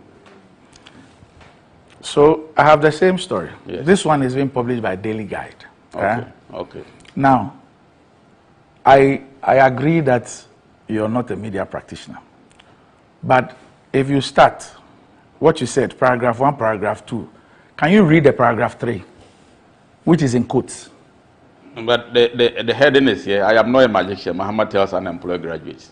And so, it's all there. Is that in the report? Oh, Chinya, are you saying that he said that because you saw a headline that says that? Oh, but the story is also there. No, because you have opened the story. And I'm telling you... Is that not what is there? Please. I'm telling you to go to paragraph 3 of the story. But is that not what is there? No, go to paragraph 3. But what I have read to you, is it not there? Have you not seen it? It is not a quote. So go to paragraph 3, you find the quote and read that to us. Since you read the first 2 paragraphs. I am not the one to read to you. I mean, I have read what I want to read. You can also go and read what you want to read. All right, go on. But I've read to you what I want to read. That is it's not what you want to read.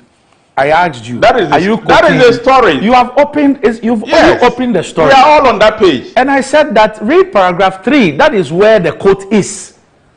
And I've read to you what I want to read. What is in paragraph 3? What is there in paragraph 3? I have not read it. You have opened the story. You've read the first 2 paragraphs. Will you be kind enough to read the 3rd paragraph? I'm not kind. I can't be kind to read it. So these are people running. Kofi, you can't pay our tax money to. That's fine. So for the benefit of our viewers, I'll read the paragraph 3, which is the quote. According to President Mahama, quote, the fact of life is that you can only have money in your pocket if you work and earn it. And so there is no magic to put money into people's pockets.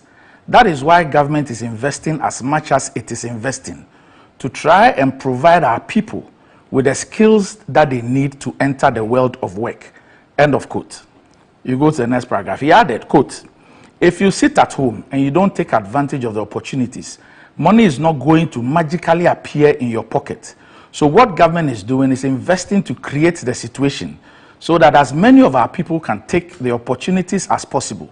And we are doing this in all sectors. End of quote. So these are the 2 quotes.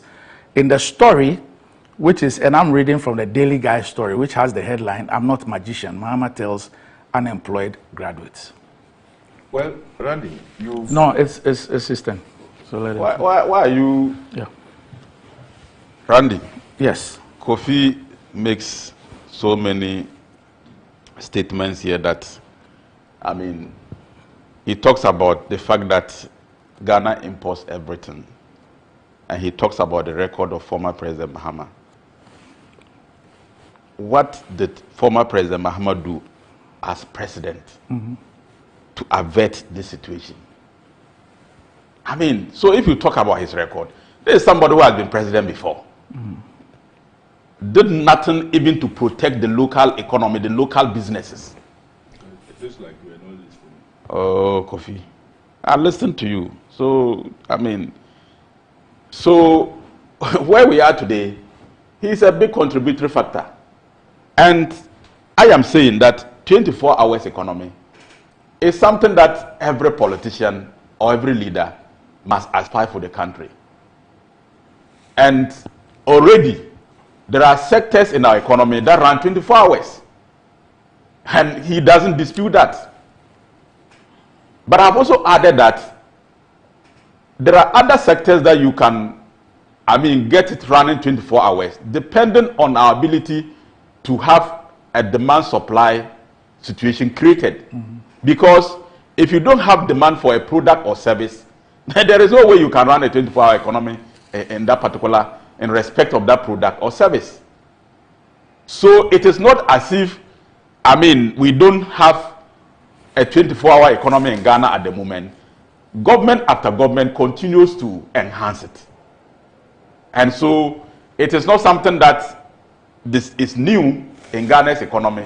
And all governments, including the current MPP government, is enhancing and improving and creating the enabling environment for some sectors to run 24 hours. And I mentioned the health, the security, and some businesses, private sector. Now he talks about unemployment at 14.7%. And try saying that I was not there throughout. In fact, when the statistician was being questioned on this matter, I was there.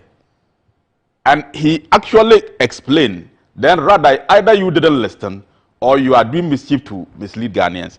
He actually said that the questions that they asked to arrive at the 8% in the past and the current 14.7%, there is a variant that has created a difference. Because in the past, when they asked you whether you are employed and you say no, they ask you, were you willing to work within the period that they were doing the research?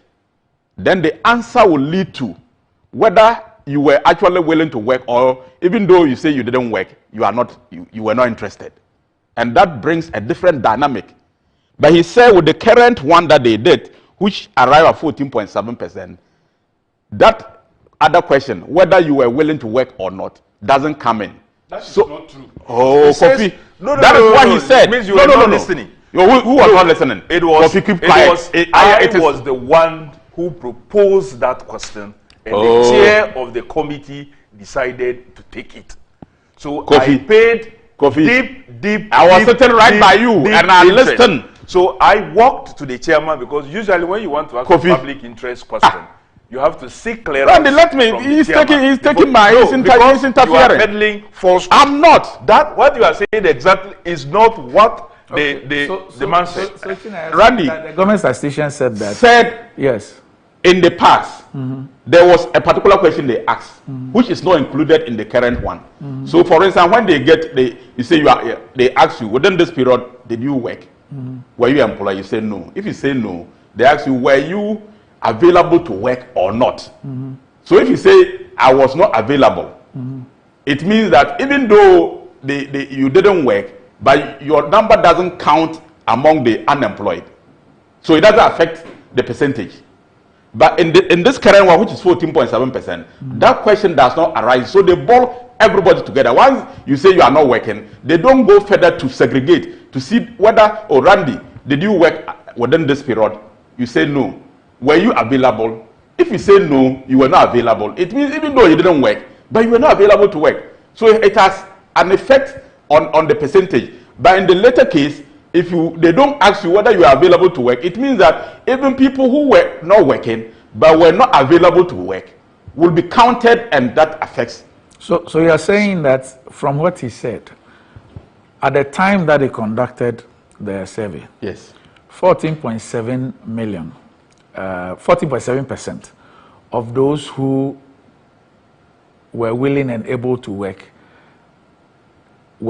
did not have any job. Yes. However, yes, they didn't ask them if within that same period they were available to work or not. Yes, because at the time that the survey was conducted, they were unemployed. Yes, but it is one thing being unemployed. There are people who are unemployed, but they are not available to work. So when you are not available to work, it doesn't count. It doesn't. In that case, it does not affect the unemployment. And that could be about 7%. I don't know. Okay. But the point I'm trying to make is that the man said the percentage they arrived at, the 8%, they excluded those who were not working but were not available to work. But in this particular one, they did not ask that question. So everything was brought together. So it's possible that you didn't work, but you were not available to work, but you will still be counted as unemployed. That is the point I'm making. So, I mean, for Kofi to say that I was not available, I was not there, or I didn't listen well, maybe you listened to what you wanted. I heard this right. And I cannot be making a mistake about it. So, I mean, we need to be genuine in our discussion. Kofi had made statements personalizing it on me. As for me, I don't think that this personalization because I talk about Mahama, which you people are uncomfortable about, will stop me from expressing my views. I have not said don't talk about President Mahama. But I said you made a statement that you were asked Kofi, listen. You refused. Kofi, but your people later said that you are the one who did exactly what you were accusing His Excellency John Dramani Mahama of. Listen. That's all that I have said. But I have not personalized it. Me and you. I have not Listen. How can this be personalization? Listen. If I wanted to personalize, then I would have personalized it on that day. I would have personalized it on that day. It was not me and you on TV3. And I'm saying that I'm talking about Metro. No. Yes. This was where you made the statement that resulted in a response at GH1 or TV3 or wherever it was. This was where you made the statement. And I'm saying if I had wanted to personalize it, you know I would have personalized it. But I don't do personalization of what? My discussions. I don't do that. I focused on the issues. You were given the opportunity that day by the host that withdraw it, but you refused. Now you were trying to cite that, oh, he wanted to live in the house that he was living in. That meant that he was buying state facility. So but your people, you also made this statement on 27th April 2012. Government officials cited in land grabbing spree. The spokesperson for the Rawlinses, Kofi Adams, has accused some government officials of amassing wealth and land grabbing under the watch of President John Evans Atta Mills. Well, but don't we have records of state officials grabbing land? So I have said don't we have state officials buy the point I was making here about state officials buying land. You made a specific accusation to His Excellency John Dramani Mahama, which was not a fact. So you made a statement that was not true. What is not true about the person? Was it true? Were you able to prove? When they asked you, were you able to prove here? Kofi, did you not rely on the fact that something that is available to him, something that has been constitutionally captured, I mentioned the military lands. I mentioned the military lands. Which military lands? And this is a statement you made. Which military lands? And I'm saying that which military lands? You see, when you make an accusation that you cannot prove, and you want to still get back to it, it annoys and offends the people. Let me make my point. Let me keep quiet. Kofi makes know he's a mischievous man. A rolling train. Please, Rabba. A rolling train. But you see, Kofi talks about developments by the NDC. Hey, look, Kofi, if it is hospitals, build construction of hospitals, the MPP is doing more than you. You there? Where are they? They are all over. Where? That's the Agenda 111. Haven't you seen them? God. Apart from that, there are other hospitals we have built. If it is about schools, if under free SHS, mention one hospital you have built. Akontombra Hospital. Akontombra. Go and check. New hospital. Akontombra Hospital. You start to mention one. I mentioned one. Akontombra. It was started by President Akufo-Addo and completed by President Akufo-Addo, and there are several of them. So there are several of them. I will check. I don't have to fact about Akontombra. Which of them have you built? I will send them to you. You send them to me? Yes. So the next time you come and tell Randy, you talk about education. Randy, look, the best even your health thing to do for any country is to develop the human resource. And human resource development is not only about infrastructure. It's not about building. If this government, from independence, the number of children in the year that get access to secondary education, which actually should be the minimum, is about 800,000. And in about 7 years, we are adding 700. You're adding them from 700 students are getting more opportunities. Let me just interrupt you to just put out something that is just happening at the courts. By a majority decision of 2-1, the minority leader, Dr. Kasila Tufosin, has been discharged. The Court of Appeal just acquitted and discharged him. The order for him to open his defense has been set aside. And so you had two of the justices, that's the majority, Brad Mensah, Justice of the Appeal Court, and Aka Boafo, Justice of the Appeal Court, and Alex Mensah, Justice of the Appeal Court, dissenting. So by 2-1 decision, the minority leader, Dr. Kesila Tufosin, has been acquitted and discharged by the Appeal Court. Well, that is welcome news. This is something that we knew was much ado about nothing. Because I am on the floor. Let me just finish. This is a different issue that have come up.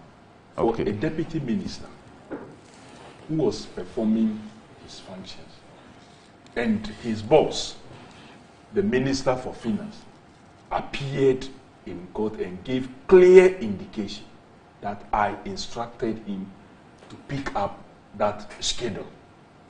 And as part of the contract was government to establish letters of credit with condition attached that upon delivery, then it goes into execution. And to subject such an official for malicious prosecution, we knew clearly right from the word go that this was just because of his position on national issues as then ranking for finance, and his position also had continued and not changed as a minority leader. So we thank God that these justices have seen the reason to throw this malicious prosecution out by doing what it is that they have done.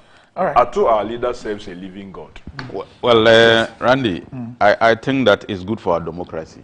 When an allegation system is made against you, the court is there to determine whether the allegations stand against, the law is indeed in support of the allegations or not.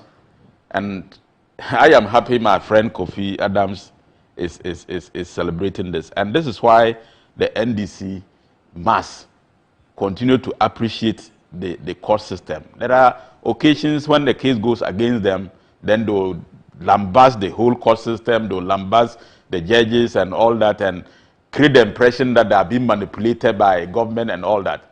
But here it is. He's the minority leader.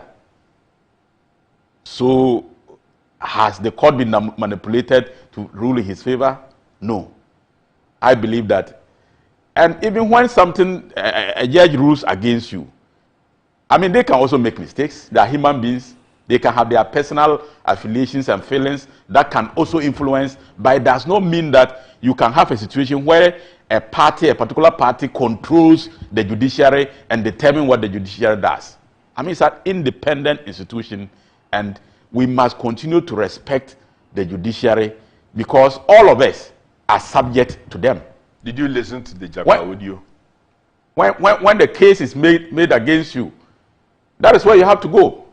I mean, and you expect fairness from them.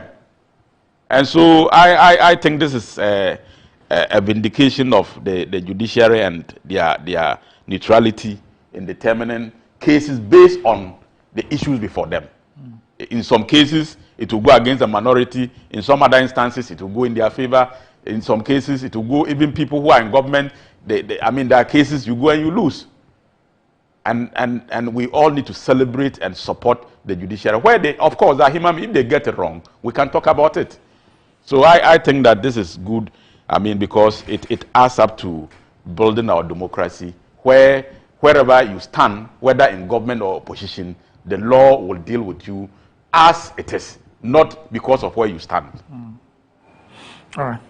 Okay, so we need to take a break, but just to inform you once again that by a majority decision of 2-1, the Court of Appeal has acquitted and discharged the minority leader, Dr. Kissel Atu-Forson, and the order for him to open his defense has been set aside.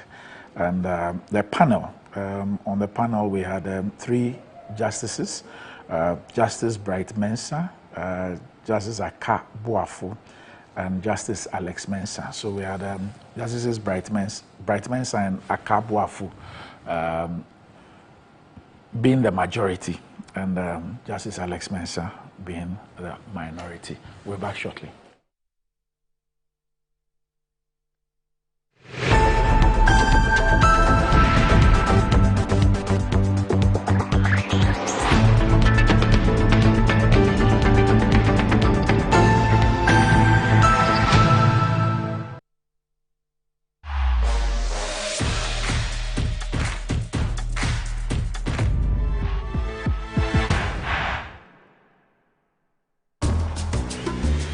Pascal's showing his boss the efficient new technology they've installed. She is pleased, but now she's asking, why is that still there? Pascal explains that the wells can store many, many messages. The boss is not so pleased anymore.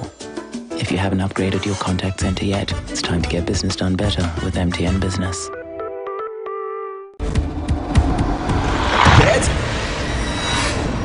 Blast.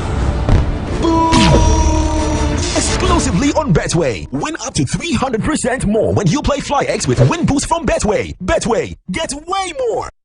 Are you looking to own a prime piece of litigation-free land where you can put up your dream family home or your ideal getaway retreat within a luxurious estate? Then look no further. Welcome to Rehoboth Hills, where your dream of hassle-free land ownership comes to life. Acquire land devoid of multiple purchases, litigation, and land guard issues in a safe and secure gated community while enjoying the fabulous night view of Accra from the serene Ebri Mountains. Rehoboth Hills offers spacious plots that provide you with the ideal setting for your dream home and a valuable, safe investment for your future. The lands are located in the prime area of Ayarifa within our residential development Rehoboth Hills, overlooking the city of Accra and the Ebri Mountains. Our prices are very affordable and designed to fit your budget. We offer flexible payment terms, ensuring that you can invest in a valuable asset for the future. Contact us on 0244 764 499 or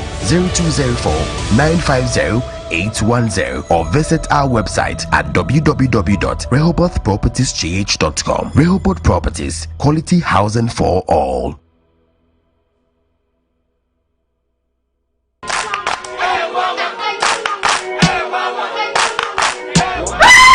Papa is working. Bar Herbal Hospital.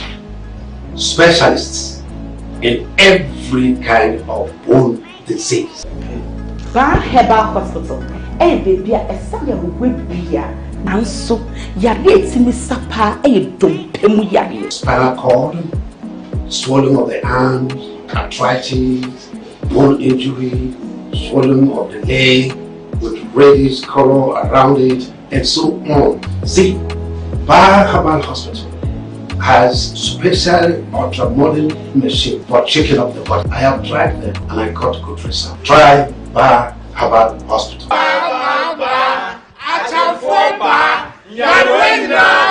Safari Valley as your conference destination. The new conference building combines modern amenities with the tranquility of nature, providing the perfect backdrop for your next seminar and corporate retreat. The only conference destination with so many activities. You don't have to travel to visit your tennis club, the gym, or the stables. They have it all. Enjoy this rooftop viewing deck, basking in the sunlight with the sight of wild animals roaming freely in their natural habitat. At my break, I'm able to practice my putting. It's a unique experience that sparks creativity and rejuvenates the mind. Visit Safari Valley Eco Resort in Ghana, bringing you closer to nature. The luckiest. Star 712 hash.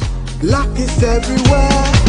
For everyone. Lakwaha, it's a missing opportunity to be the luckiest. It's time to put some smile on your face. Still asking what luck means? At Luckiest, we believe it's more than just chance. It's joy waiting to happen. Let's go. Dial *712 hash. Now password tickets as a group, individual, and as a community. Now participating in the Luckiest from the 1st of July 2024. Grand draw near 30th November 2024. Luck is everywhere with the Luckiest. The Luckiest is regulated by the NLA on the Caritas platform and is not for persons below 18 years. Terms and conditions apply. Hey! Why are you rushing? I am going to check my name and details on the voters register. What name? What register? The Electoral Commission, as part of the preparations for the 2024 general elections, is conducting an exhibition of the voters register from Tuesday 20th August to Tuesday 27th August 2024 between 7 a.m. and 6 p.m. daily. Hey. Yes. Then I need to go and check mine right now. Yes. Check. You need to check your personal details on the register, and if need be, put in claims for corrections. Hey. You also need to know your polling station. Wow. You can also object to the inclusion of persons who are not qualified to be on the register. Hey. The name of your relative who died must be removed from the register. Hey. I need to go check for my name right now. Yes. Check. But you need to know the date and time too. Check. Yes, towards the conduct of the 2024 general elections, the Electoral Commission will display the voters register for public inspection. Make sure you check your details in person during the exhibition of the voters register from Tuesday 20th August to Tuesday 27th August 2024 between 7 a.m. and 6 p.m. daily. Alternatively, registered voters can check their registration details on their phones by dialing *711*51 hash on all networks. Persons who have lost or misplaced their voter ID cards can go to the exhibition centers to check their registration details.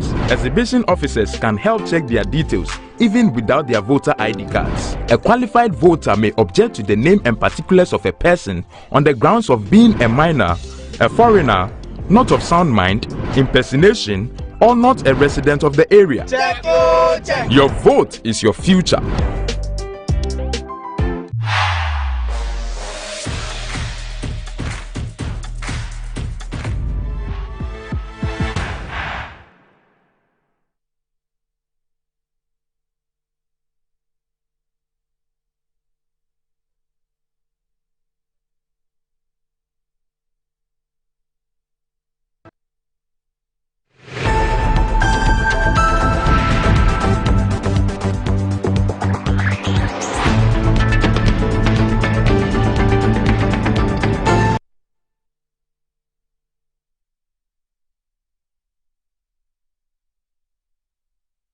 Right, welcome back to the show. If you just joined us, this is Good Morning Ghana live on Metro TV. Still with me on the show are the Honorable Kofi Adams and the Honorable Amidu Chinia Isahaku. Ayesoko, that goes on board be big, but Betway's cash out be bigger. Betway is giving you more control over every thrilling bet you place. Enjoy the biggest and most reliable cash out in Ghana on Betway without any hassle. Sign up today at betway.com.gh. Terms and conditions apply. It's not for persons under 18 and is regulated by the Gaming Commission of Ghana. Betway, get way more. Now, Blue Jeans energy drink has been on the Ghanaian market for over 20 years. We already know what it does for the body. It contains vitamins and nutrients like vitamin B2, B3, B6, B12, as well as taurine and guarana, which are known to boost your strength and energy, as well as promote high performance and endurance. Blue Jeans energy drink has been tested and tried. It's indeed the best. Blue Jeans energy drink is for bold and active men and women. So go and grab a cold can and power your day. It's in shops nationwide. You can reach Budget Cash and Carry Limited on 0208 128 190 or 055 001 0000. Okay.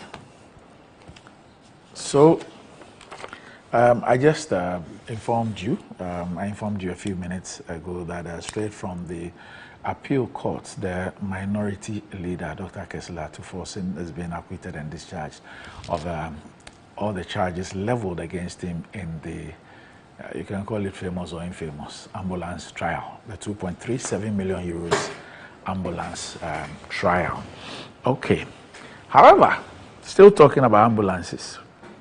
Last Friday, the Honorable Kujato Ablakwa, who broke the news on a colossal amount of $34 million, a contract for $34 million awarded to a company for the supply of spare parts for 307 ambulances and matters arising out of a special audit by the Auditor General. Has come up with some more startling revelations this morning. It says how the same Akufo-Addo's ambulance spare parts cabal used different companies to procure the 307 wildly inflated ambulances in a $108 million heist. And it says unimpeachably refutable and irreproachable parliamentary oversight has finally smoked out the hidden characters behind the procurement of President Akufo-Addo's flagship 307 ambulances. I can today authoritatively reveal that the same cabal behind the infamous, inflated, sleazy, and unconscionable $34.9 million ambulance spare parts sweetheart deal are the same characters who were awarded opaque single-source contracts valued at a staggering $54.3 million to procure the 307 ambulances. For the avoidance of doubt, the same President Akufo-Addo's daughter's business partners and close associates were the same guys hurriedly selected to import the ambulances under extremely shady and disgraceful circumstances. My continuous diligent parliamentary oversight on this ambulance saga has additionally revealed that just like the outrageous spare parts sweetheart deal, the procurement of the 307 ambulances was also grossly inflated. From page 2, paragraph 4 of the Auditor General's performance audit, government officials told auditors that the 307 Mercedes-Benz ambulances were procured at a total of $54.3 million. This figure of $54.3 million is consistent with what the then Special Development Initiatives Minister, Awakumsin, repeated to the Ghanaian media. Meanwhile, page 24, paragraph 46 of the same performance audit states that a unit price of the ambulance is $80,000. At $80,000 for one ambulance, the 307 ambulances should give us a total of $24,560,000 and not $54.3 million.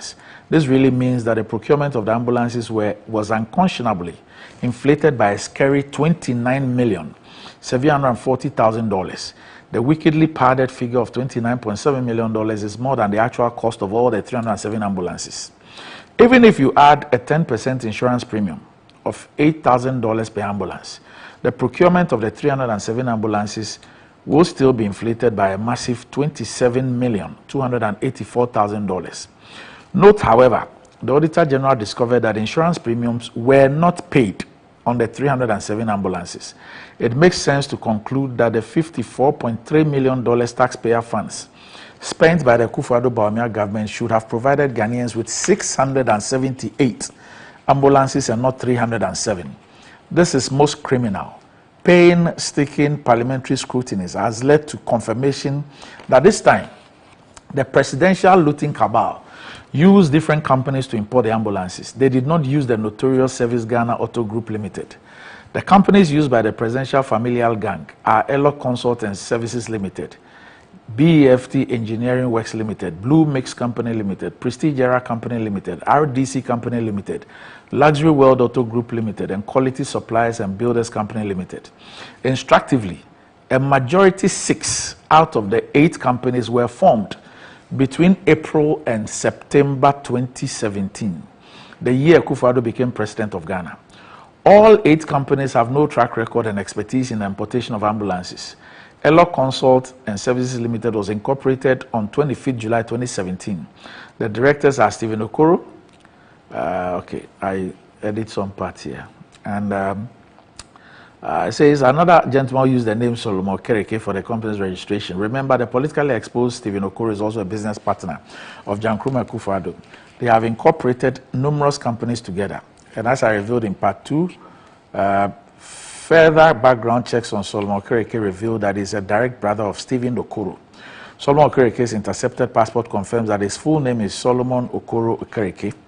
It is not immediately clear why Solomon concealed Okoro when he was registering Elo Consult with his brother Stephen. Elo Consult was paid an impressive $32.2 million on 27 December 2019 for importing 40 ambulances.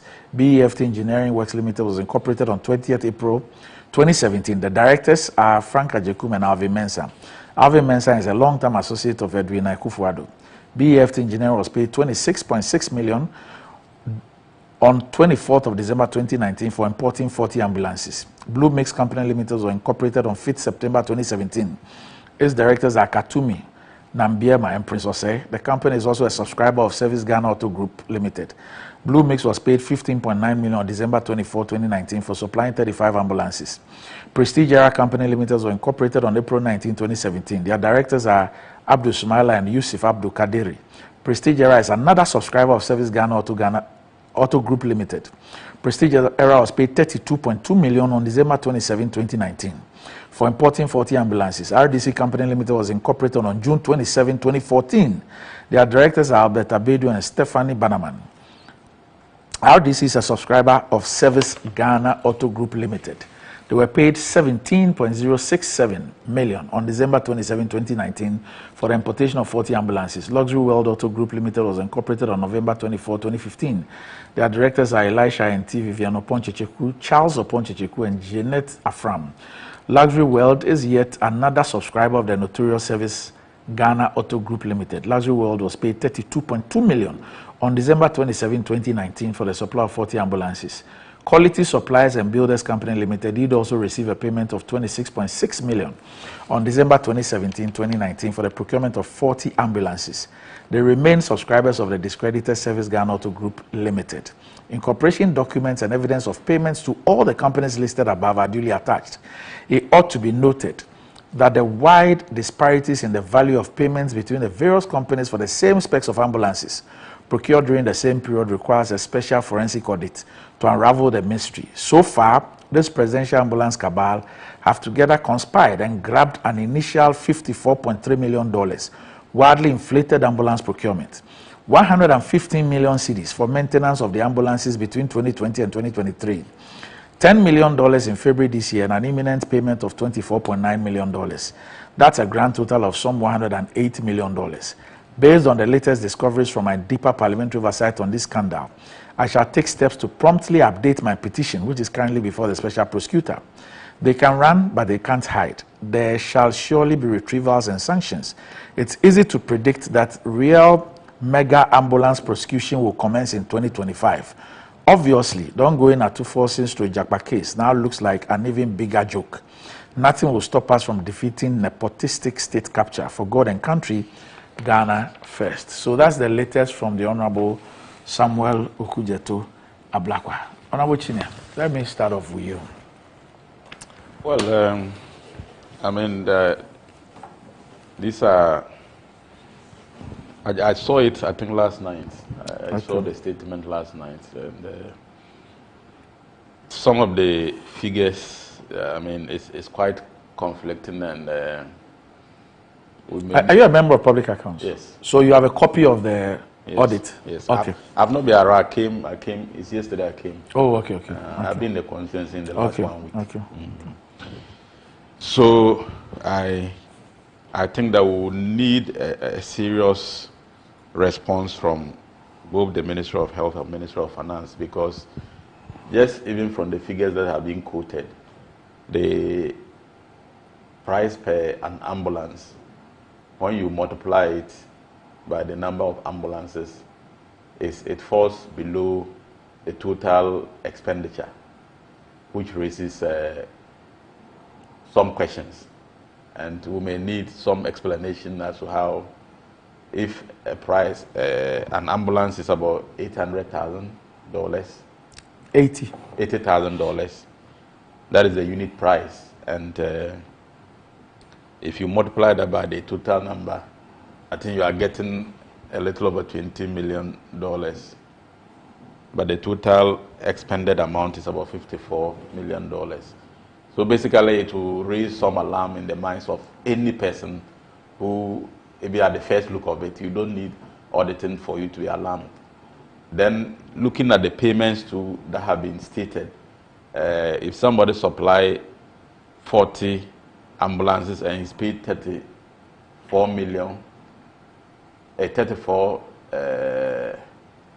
cedis, and another supply the same quantity of 40, the same ambulance, and the person is paid 26 million Ghana cedis. I mean, what would have led to the variations? Those raises a lot of questions that must be answered.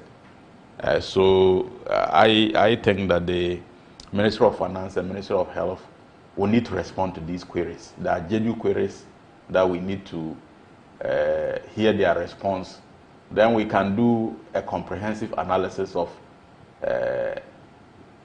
the face value of what we are seeing and their responses, and then we can do a reconciliation as to whether there are some genuine, the concerns being raised are very genuine, and something have to be done about it. So that will be my position for now. Okay. I will, because I mean, just looking at it, the face value of the figures, it raises concerns, and any Ghanaian will be concerned about the figures that are being quoted relative to the purchases. Interestingly, interestingly, the Ghanaian Times also reports that it's spoken to some unimpeachable sources within the Bank of Ghana who say that yes, on that $10 million, they have actually they have done the LCs, but there have been no claims on the LC. So this is what it says: we've established the letters of credit in favor of Service Ghana Auto Group for $10 million. We confirm that there has not been any payment on the LC, as we are yet to receive any call or demand on it. End of quote. So this is the exact quote. So how I mean, what happened? What led to the arrival at the LCs being established?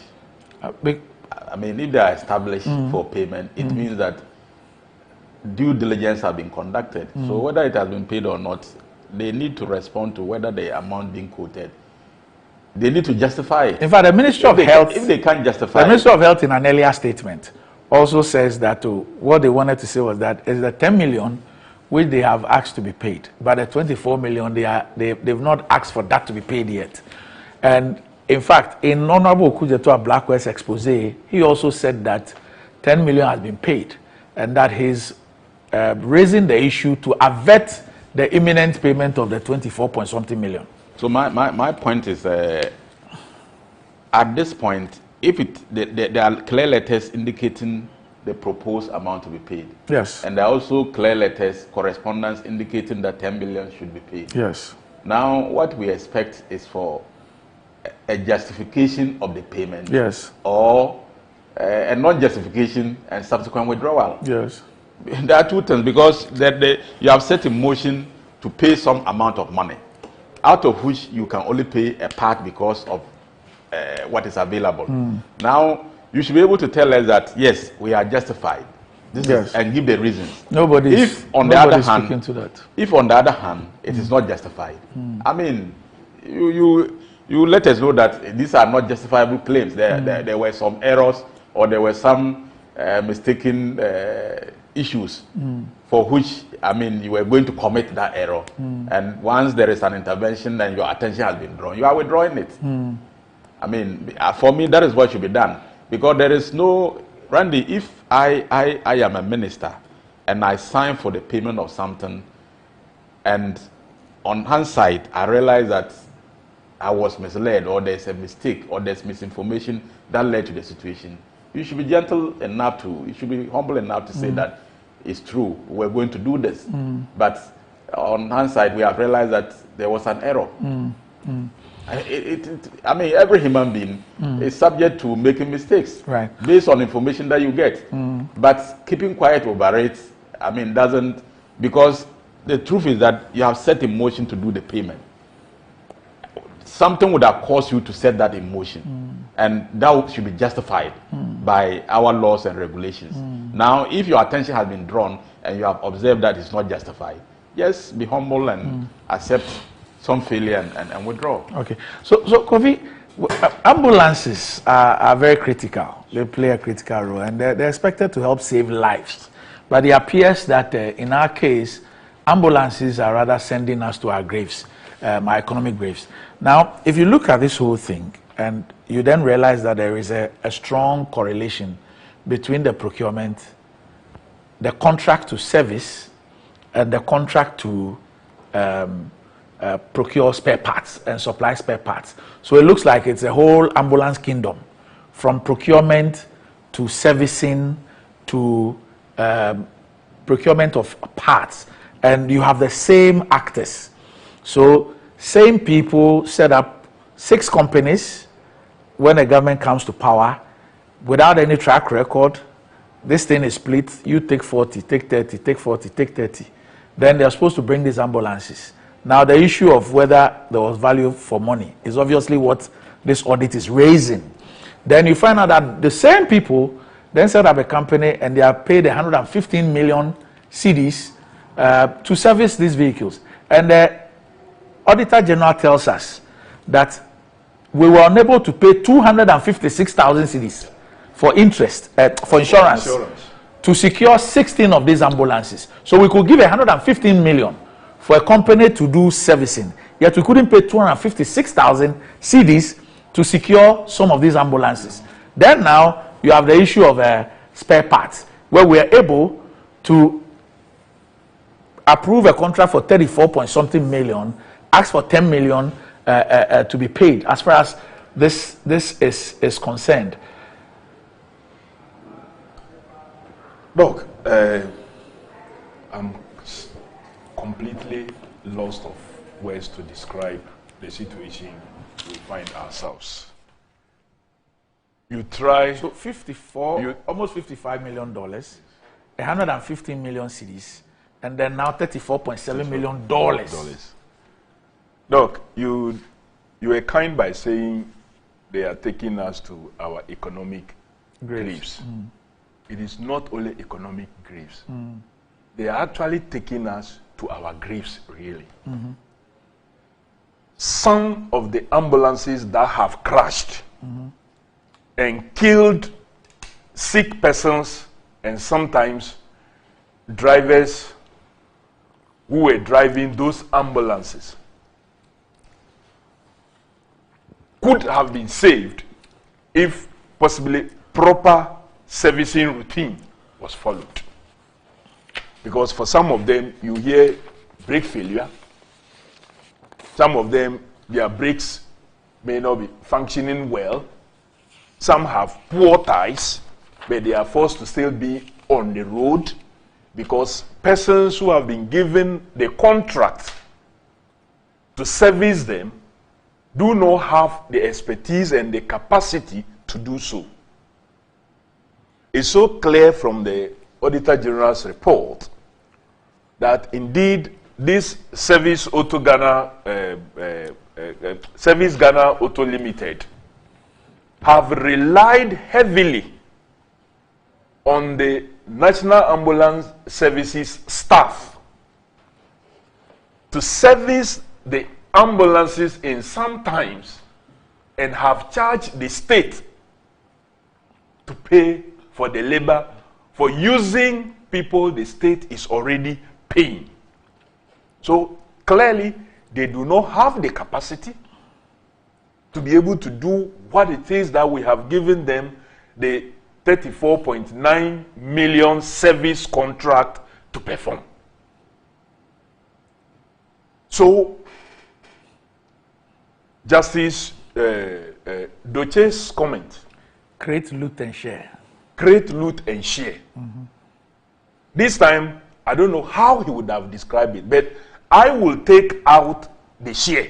Randy, they are not sharing with anybody. It is create, loot, and introduce your word, kill. They are actually killing us because they have failed to service these ambulances. They have failed to insure them. They have failed to service them appropriately. So they are not even sharing with anybody. It's just one family. You clearly can see that it's just one family that have created a tree with many major roots and other roots. So you handle this, you handle that, you handle that. And that is why there is irregularity of payments for the same number of ambulances so supplied. And for some of them, first was an agenda. Initially they thought just the purchase of the ambulances is where we should make the money. So they directed to register other companies, majority of which was done when the government came to power. And so they shared the purchases to them. When they have finished that, then they realized, there's a service contract that we must also chop from. And even though the National Ambulance Services had originally, they have some listed five that they've been using, they threw all that off and decided to push everything to this Service Ghana Auto Limited. Even before they got registered, they started taking contracts to engage in a service they did not have personnel to do. So, having benefited heavily with inflated prices of the ambulance, they now found another means. We have possibly finished utilizing that one. So let's see what we can do next. Let's go into the servicing area. Then when the minister who supervised that project and made the payment realized that he was about exiting, let me in a rush give approval to the service contract for $34 million and push for establishment of letters of credit for $10 million immediately, and ask them, go to National Health Insurance. It's possible to get the remaining of the money there. Unfortunately for them, because National Health Insurance formula now, we decided not to give them any free money. We decided not to leave any money free for them to be able to do the kind of things that they could do in the past. So they were unable to find money for that.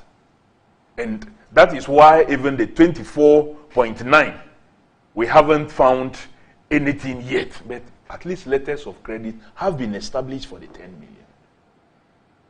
Randy, in the same Auditor General's report, in the introductory pages, he states clearly that the ministry that was responsible for the importation of those ambulances quote the total price of what? The purchases as $54.3 million or so, thereabout. That was how much it cost them.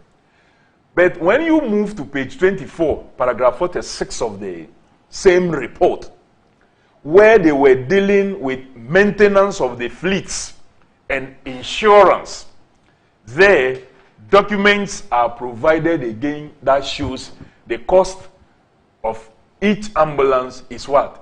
$80,000. And 10% of the total cost, which is to be paid as premium, is $8,000. And for those ambulances that were involved in the accident, if they had insured them with premium, you either would have gotten a complete replacement because it's premium, and it wouldn't have cost you anything. Meanwhile, the same government have found $34.9 million just for servicing. Can you imagine? How do you say that I can't find 256,000 cedis to pay insurance? To pay insurance. But I can find 115 million. For servicing. So who does that? Who spend 54 million to import something and not insure? So clearly, Randy, when Kweku Kwati, former Deputy Minister of Finance and former Chairman of the Finance Committee, says we are running government like a Ponzi scheme, it goes way even more than he has talked about. Do you know that the John Dramani Mahama administration analyzed the energy sector debts and thought that there was a need to clear this. And per the analysis, per the figure, per the data that was available, which was globally analyzed, if we introduce a certain tax that runs for 4.5 years, Randy will be able to clear the debt and give comfort to the sector. The opponent then described the EXLA as a nuisance tax. That tax had a sunset clause. It was to run for just a certain period, deal with the debt, and off. Then we lost the 2016 elections and they come in. What do? They said, oh, well, we don't have to even wait for 4.5 years to be paying the debt in bits. Let's float bond called the ESLA PLC bond and get the money and retire that debt. And those who would have purchased the bonds, we will be paying them as we receive monies from what? The drop-ins from the ESLA levies. Randy, as we speak today, that debt is still there. Those who bought the bonds, they have given them haircuts.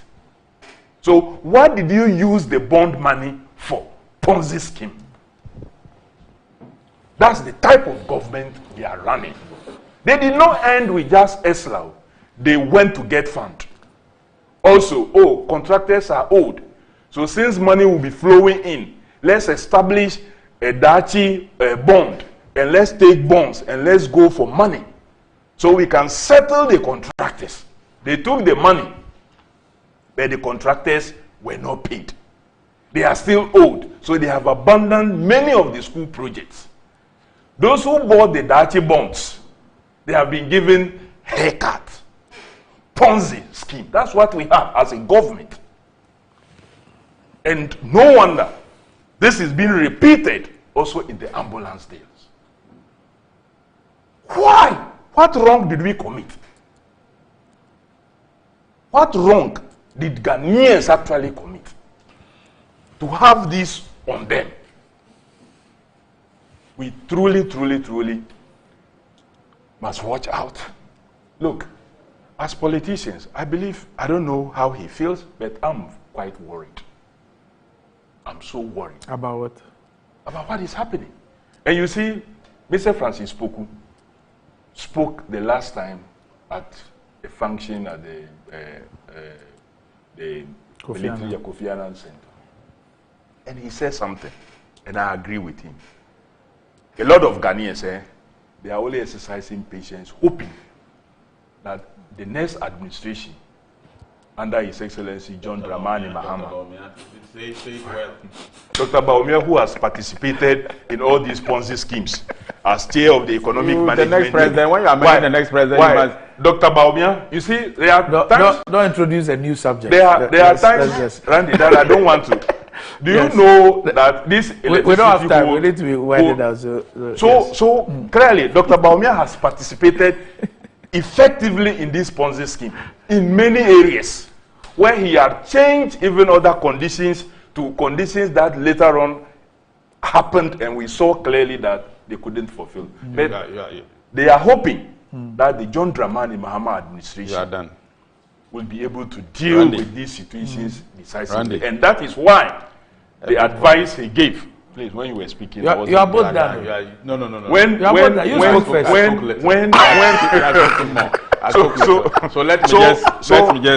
So Randy, we intend to work to deal with all these situations. And we intend to make sure that everything works. Look at Bank of Ghana, Randy. A bank that was making serious profit from 2012 through to even 2017. All of a sudden, when MPP takes over, from 2018, losses. Okay. From 2018, COVID. 2018, you made losses. 2019, you made losses. 2020, you made losses. And the biggest of all was 2020, 60.8 billion. Now they are seeking recapitalization. At the same time that you are building headquarters. Okay. That's terrible. All right. Chinya, in a minute. You know, Koku Kwatan publication is being misinterpreted by Kofi Adams. I didn't interpret Koku Kwatan's publication. The examples you are citing are completely out of place. How are they out of place? You see, the guy says that. How are they out he of place? No, listen. Let me. I want to. He says that we are running our economy from all governments as a Ponzi scheme. And his explanation is that every budget cycle, we have budget overruns that we have to go and borrow and come and finance.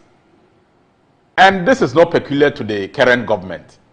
All the 8 years of John Dramani Mahama as vice president, every year you had budget overruns. And that is what he describes as a Ponzi scheme. Not the examples you are giving.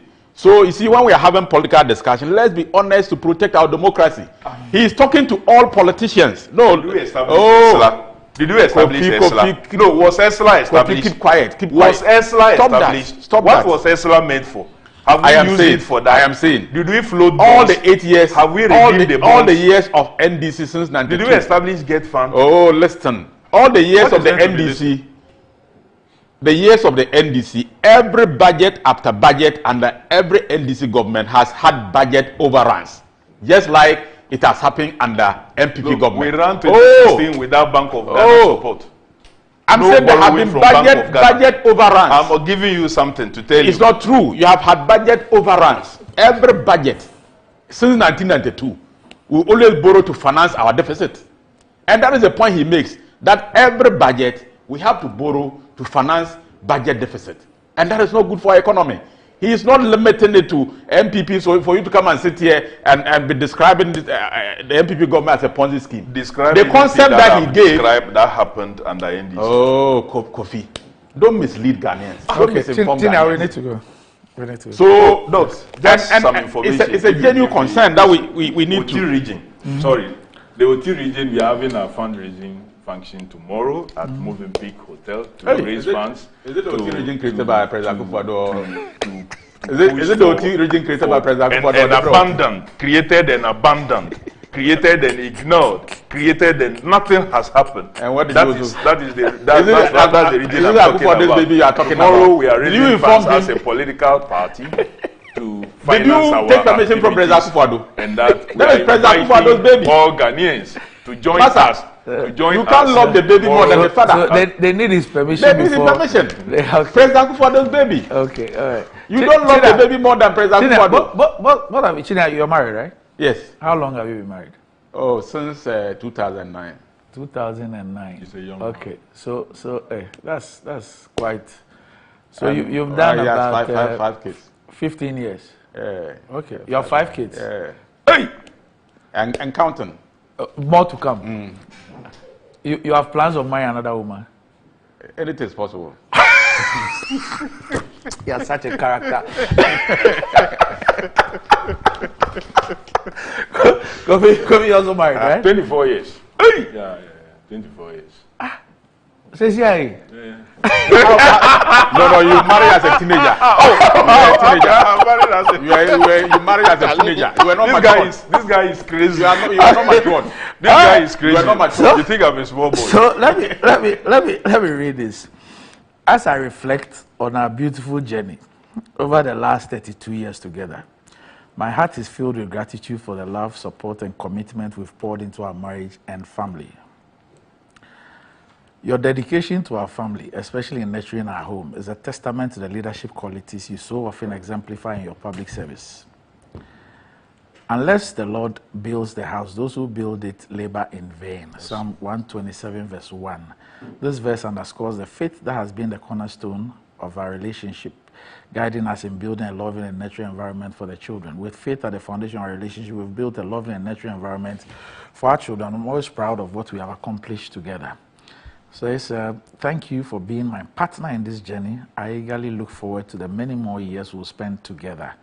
I don't know if your wives will ever write this on your anniversary, but this is from Mrs. Lodina Mahama to her husband. Today is their 32nd anniversary, 32 years. Wow. I'm confused. You see, Kobe, how many years? 24. I know her to be a very loving mother, but I didn't know that she was this romantic. She's this very poetic and romantic, and we congratulate them. We congratulate them on the. So you have some pictures of 32 years ago, and they're current.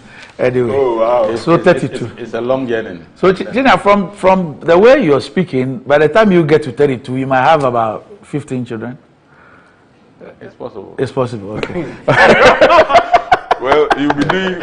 Don't you love Kenya? One CD, two CD phones. What will happen is that the older ones will be taking care of the younger ones very soon. Okay, okay. So you have a strategy, you have a plan. Yeah, I have a plan. So now I'm concentrating on the older ones. Yes. So take good care of them. Yeah, you're empowering them. Yes, so they're very soon. Don't make that mistake. They will start taking care of them. Don't make that mistake. All right, so gentlemen, thanks for joining me. Up next, GMG Trends.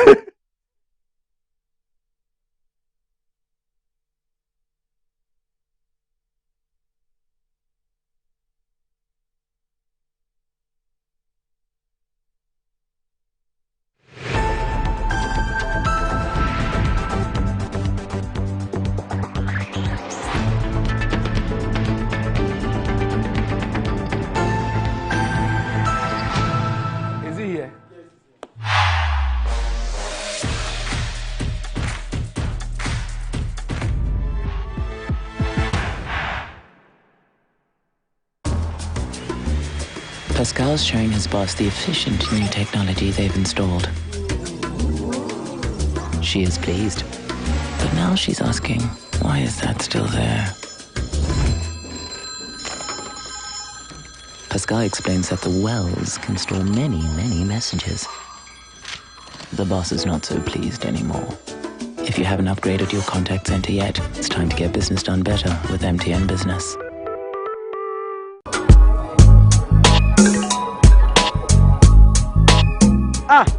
Customer, I don't know who to say. Malaria been actually me, man. No more drama, still. One of them give us. Give us a solid. Yeah, sorry. What rest of so give us here and don't me down. What's a good answer? But for me to give us the and don't me down. Give us a by Mr. Me patron and don't me down.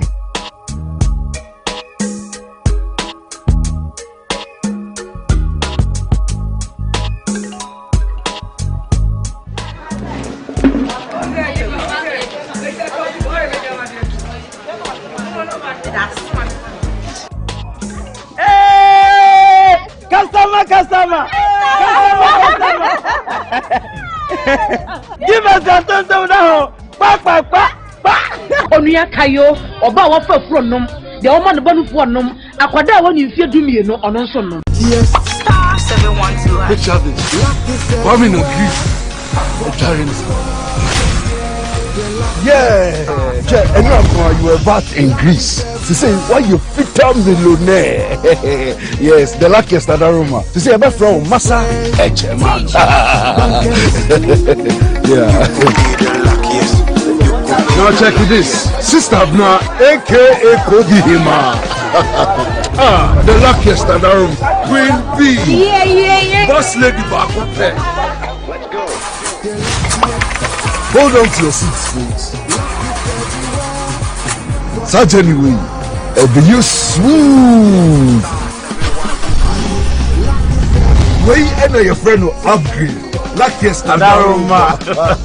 And the best part, that with the luckiest, will be our shot to a good life. And I'm talking to you, me, your girlfriend, your ex, your neighbors, your landlords, and even Goro boys. And no one is over dialing with lucky number. *712# No. Coswato ticket to win in the community draw or the grand draw on the 30th of November 2024. The luckiest is regulated by the NLA on the Caritas platform, not for persons below 18 years. T&Cs apply.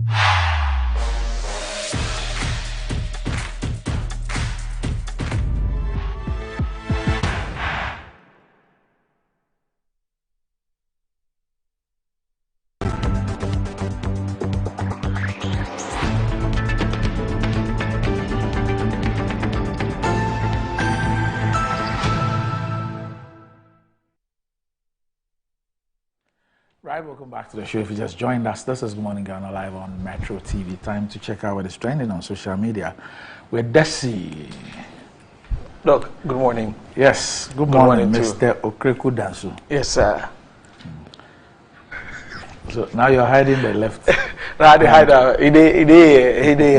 But Doc, let me start that. The weather is crazy. Crazy? Yeah. Why is it crazy? Crazily cold. You prefer it hot? Well, I don't know if it is for my good that it is cold or I said maybe. But you, the man who got married a few weeks ago, you are complaining about the weather being cold. Hey, Doc, so I'm just telling people out there that now if you are going to make sure that you still be your honeymoon period. Doc, I am telling, it's not for me. I'm telling people that when you're going out, they should take sweaters for the kids. It's very important. You have already started suffering sanctions. No, sir. Okay. You should be happy that God. Yeah, you should be happy that God has been kind to you. That right after your wedding, you have such a very beautiful wedding. Yeah. Oh wow. I don't remember the last time I switched on the AC. Oh, really? In my house, yes. I don't remember. Okay. I've been doing that for a bit, but the weather will be somewhere. So just protect yourself. And so there's a lot of... Protect yourself with what? Oh, sweater. So you don't get cold.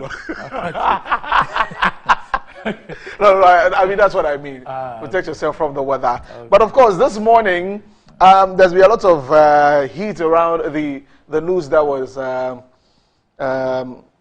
broke. I'm trying to choose the word well, about the ambulance trial. Yeah. So that's it. On Twitter or X, it is buzzing this morning as the news came out. So yes, the minority leader, Atufosin, has been acquitted and discharged of all charges from the Court of Appeal. So Beatrice Sanapo said this on X that Atufosin acquitted and discharged on all charges. Clearly, this ambulance case is the most useless case any reasonable AG or for any reasonable AG to initiate bogus. I mean, no tact, no finesse, and certainly throwing criminal jurisprudence to the swines. Hey, lawyer funny. All right. Bishop Crank says that Atufosin is a free man. Okay. And this one says that the God of Atufosin is still alive. This one says, just had the Atufosin news and my oh my. This came after Sandoman exposed the ambulance case at the dots.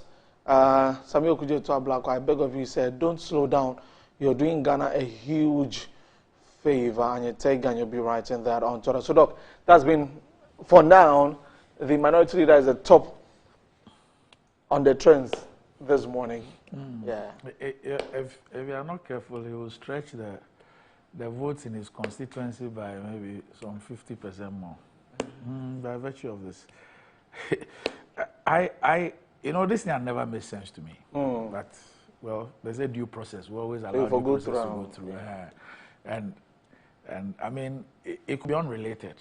But if we read what we are reading today about the ambulances, the 307 ambulances, if this befits a trial, then God knows best. Well, before Atufosin was trending, I saw in the trends Ejapadieh. That was also in the trend this morning, and I was trying to find out what exactly it was.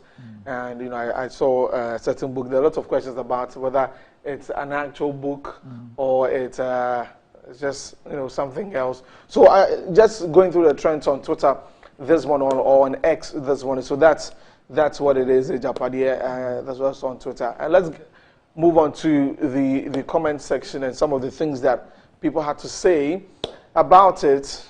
Yeah, this one says every Ghanaian should get to read the Japadia book. Hey, I can't believe it. Okay. This one says, I'm here to hear JDM comments on the Japadia document. Let's know how you can help the country get back what was unlawfully taken from her. Remember, this generation didn't meet Kwame Nkrumah, but his works make him popular than Nana Akufo-Addo and his likes. You can do same. That's Cecilia Bongre's writing that. And Black Crime says, some people believe the natural resources of Ghana can be bequeathed to certain groups of people through some fake and bogus Japadia book. If you believe Ghana can be willed to any group of people, then you have a serious problem. Black Crime writing that. The Albert Aqua says, a Japadia document, go and find some to read, and Akufo-Addo never again. Let's bring Mahama back to reset this country. Look, what's the Japadia? I haven't read it. Yeah. But I heard of this years ago. I think it was somewhere in 2017 or 2018 when I heard about it. Yeah. And people would quote things from it. I haven't read it. I haven't read it. I've seen people have been sending it to me from, like I said, 2018 or 2017. I haven't read it. Gone through it.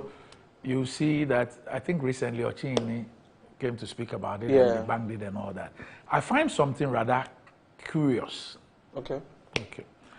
Now, if indeed, if we were to take the words of those who say that it is a fake document, a figment of somebody's imagination, and this was done around 2017, 2018, Yeah. I'm interested in the imagination of that person because it appears that quite a number of the things, that's when I read the discussions on social media, that's the point I get. Okay. That there are people who want to believe that it is a figment of somebody's imagination. However, they also ask questions about how come some of the things that they read in that document many years ago, 6 years ago or something, have played out. Have played out now. So that's what keeps, confusing people. Yeah. So I actually read people who say that, look, they want to give it the benefit of doubt and say that it is a figment of somebody's imagination. But how come that A, B, C, D, E, F that they read, that's for those who read the document back then, has happened? So that's where... That's what the... So some even then say that it probably was written by a prophet or somebody who could see into the future or something. Yes. And I'm sure that is why it's gained popularity and it's come on the front burner. The mere fact that there were things that, and this has to do with those who had read the document years back. Okay. And the fact that things that they read about, they see them, some of them happening now. Okay. But like I said, I haven't read, but I've seen, I knew about it from when people started sending it to me many years back. But I have not taken time to read it. Sometimes you see people who scan a part of it and then put it somewhere. You get to see a few lines and all that. But well, so I mean, in the trends also you have the Ministry of Health because some nurses and midwives would be getting some jobs very, very soon. But so what's the number now here? Are you okay? Oh, but it's election year. So you see this one, you see teachers, you see security services. Security services and all those things. 1 minute. There is something that looks like NAPCO and all those things. I mean, this town, sometimes the script doesn't change. Anyway, so those are some of the things trying on X this morning. But of course, one of the songs, Doug, you've heard a song, Kimpaluta song. Which one? Kimpaluta ye, ekoye mama, wedi ekoye mama. Oh, I'll come and play for you. The way the primary children have taken this song up and some attitude. I wonder when I was that age, what I was doing. Is it a song that has a line that talks about a small waist? Oh, don't like that part. Is it that one? Oh, Is it that song? That song. Oh, okay. If that part, I see people creating skits around that part. So that's what caught my okay. attention. I watch skits a lot. That's how I de-stress. Oh, okay. So that's what brought it to my attention. Oh, so then they will come and put somebody who doesn't have, and hey, and you will now more kind of that kind of thing. Okay, I'll get that video and bring that to her. But of course, I want to say big shout out to my big brother Percy. Shout out to you, and shout out to my very good friend who's been voted the president of Grasag USA, Victor Kojo Day. Yeah, Grasag USA is like a big thing. The whole US, Ghanaian students there. Yeah, so kudos to you, Victor Kojo Day. So, Doc, that's it for the morning. All right. Yeah, we'll make do with the weather until the Lord opens the sun unto us. That means you're in a hurry to get the sun back. No, Doc, see, me, I want to help people to protect themselves. Because the weather no good, they bring flu, they bring cough, some things.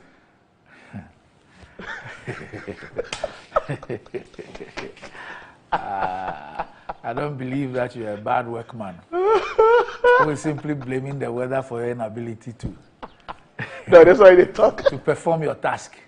Anyway, let me leave you in peace. Up next, Metro Sports.